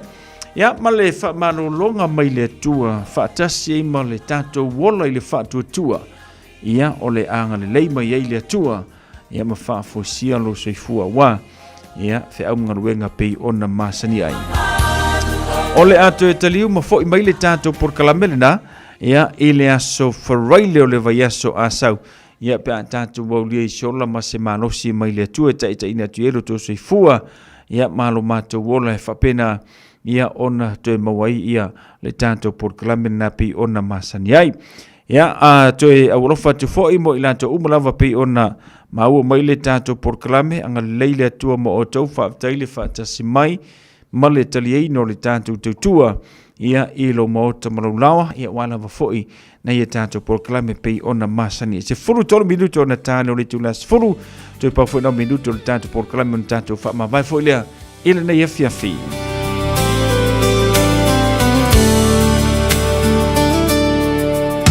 Ia tātou alalanga I le filemu le ola fiafia I atu mau lo tātou whaaola o Iesu o le tupu o tupu le afio I le mea mamalu e vivi I ai angelu.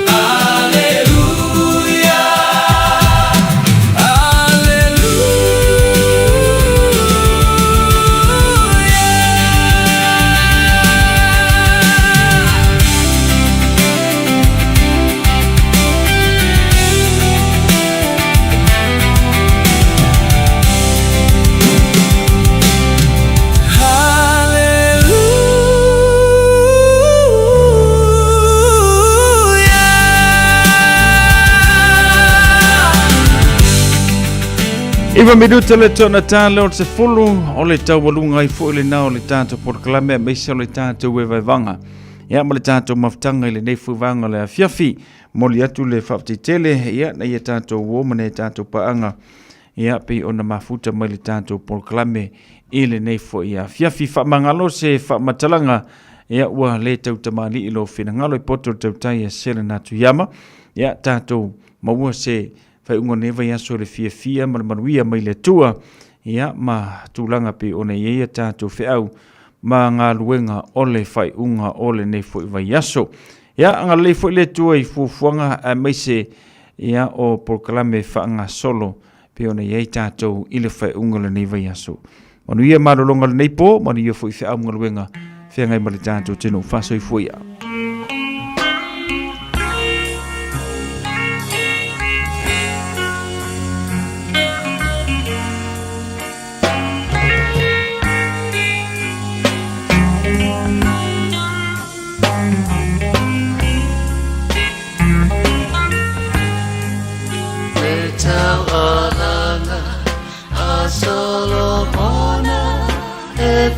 tata ile alofa ele mafai e vai e tele na tine ya ese ole ewo ia so uma a ole uso ia so bari now let's amor to il amor follow the love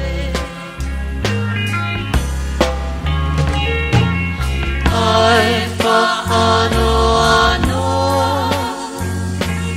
I olo angana aita uso tutuila ua ela vita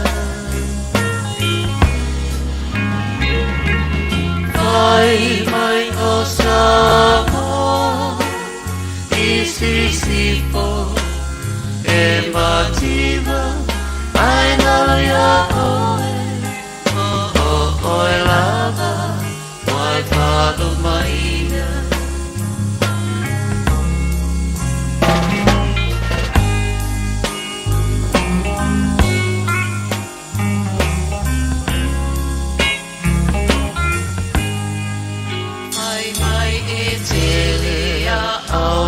Tanata, I know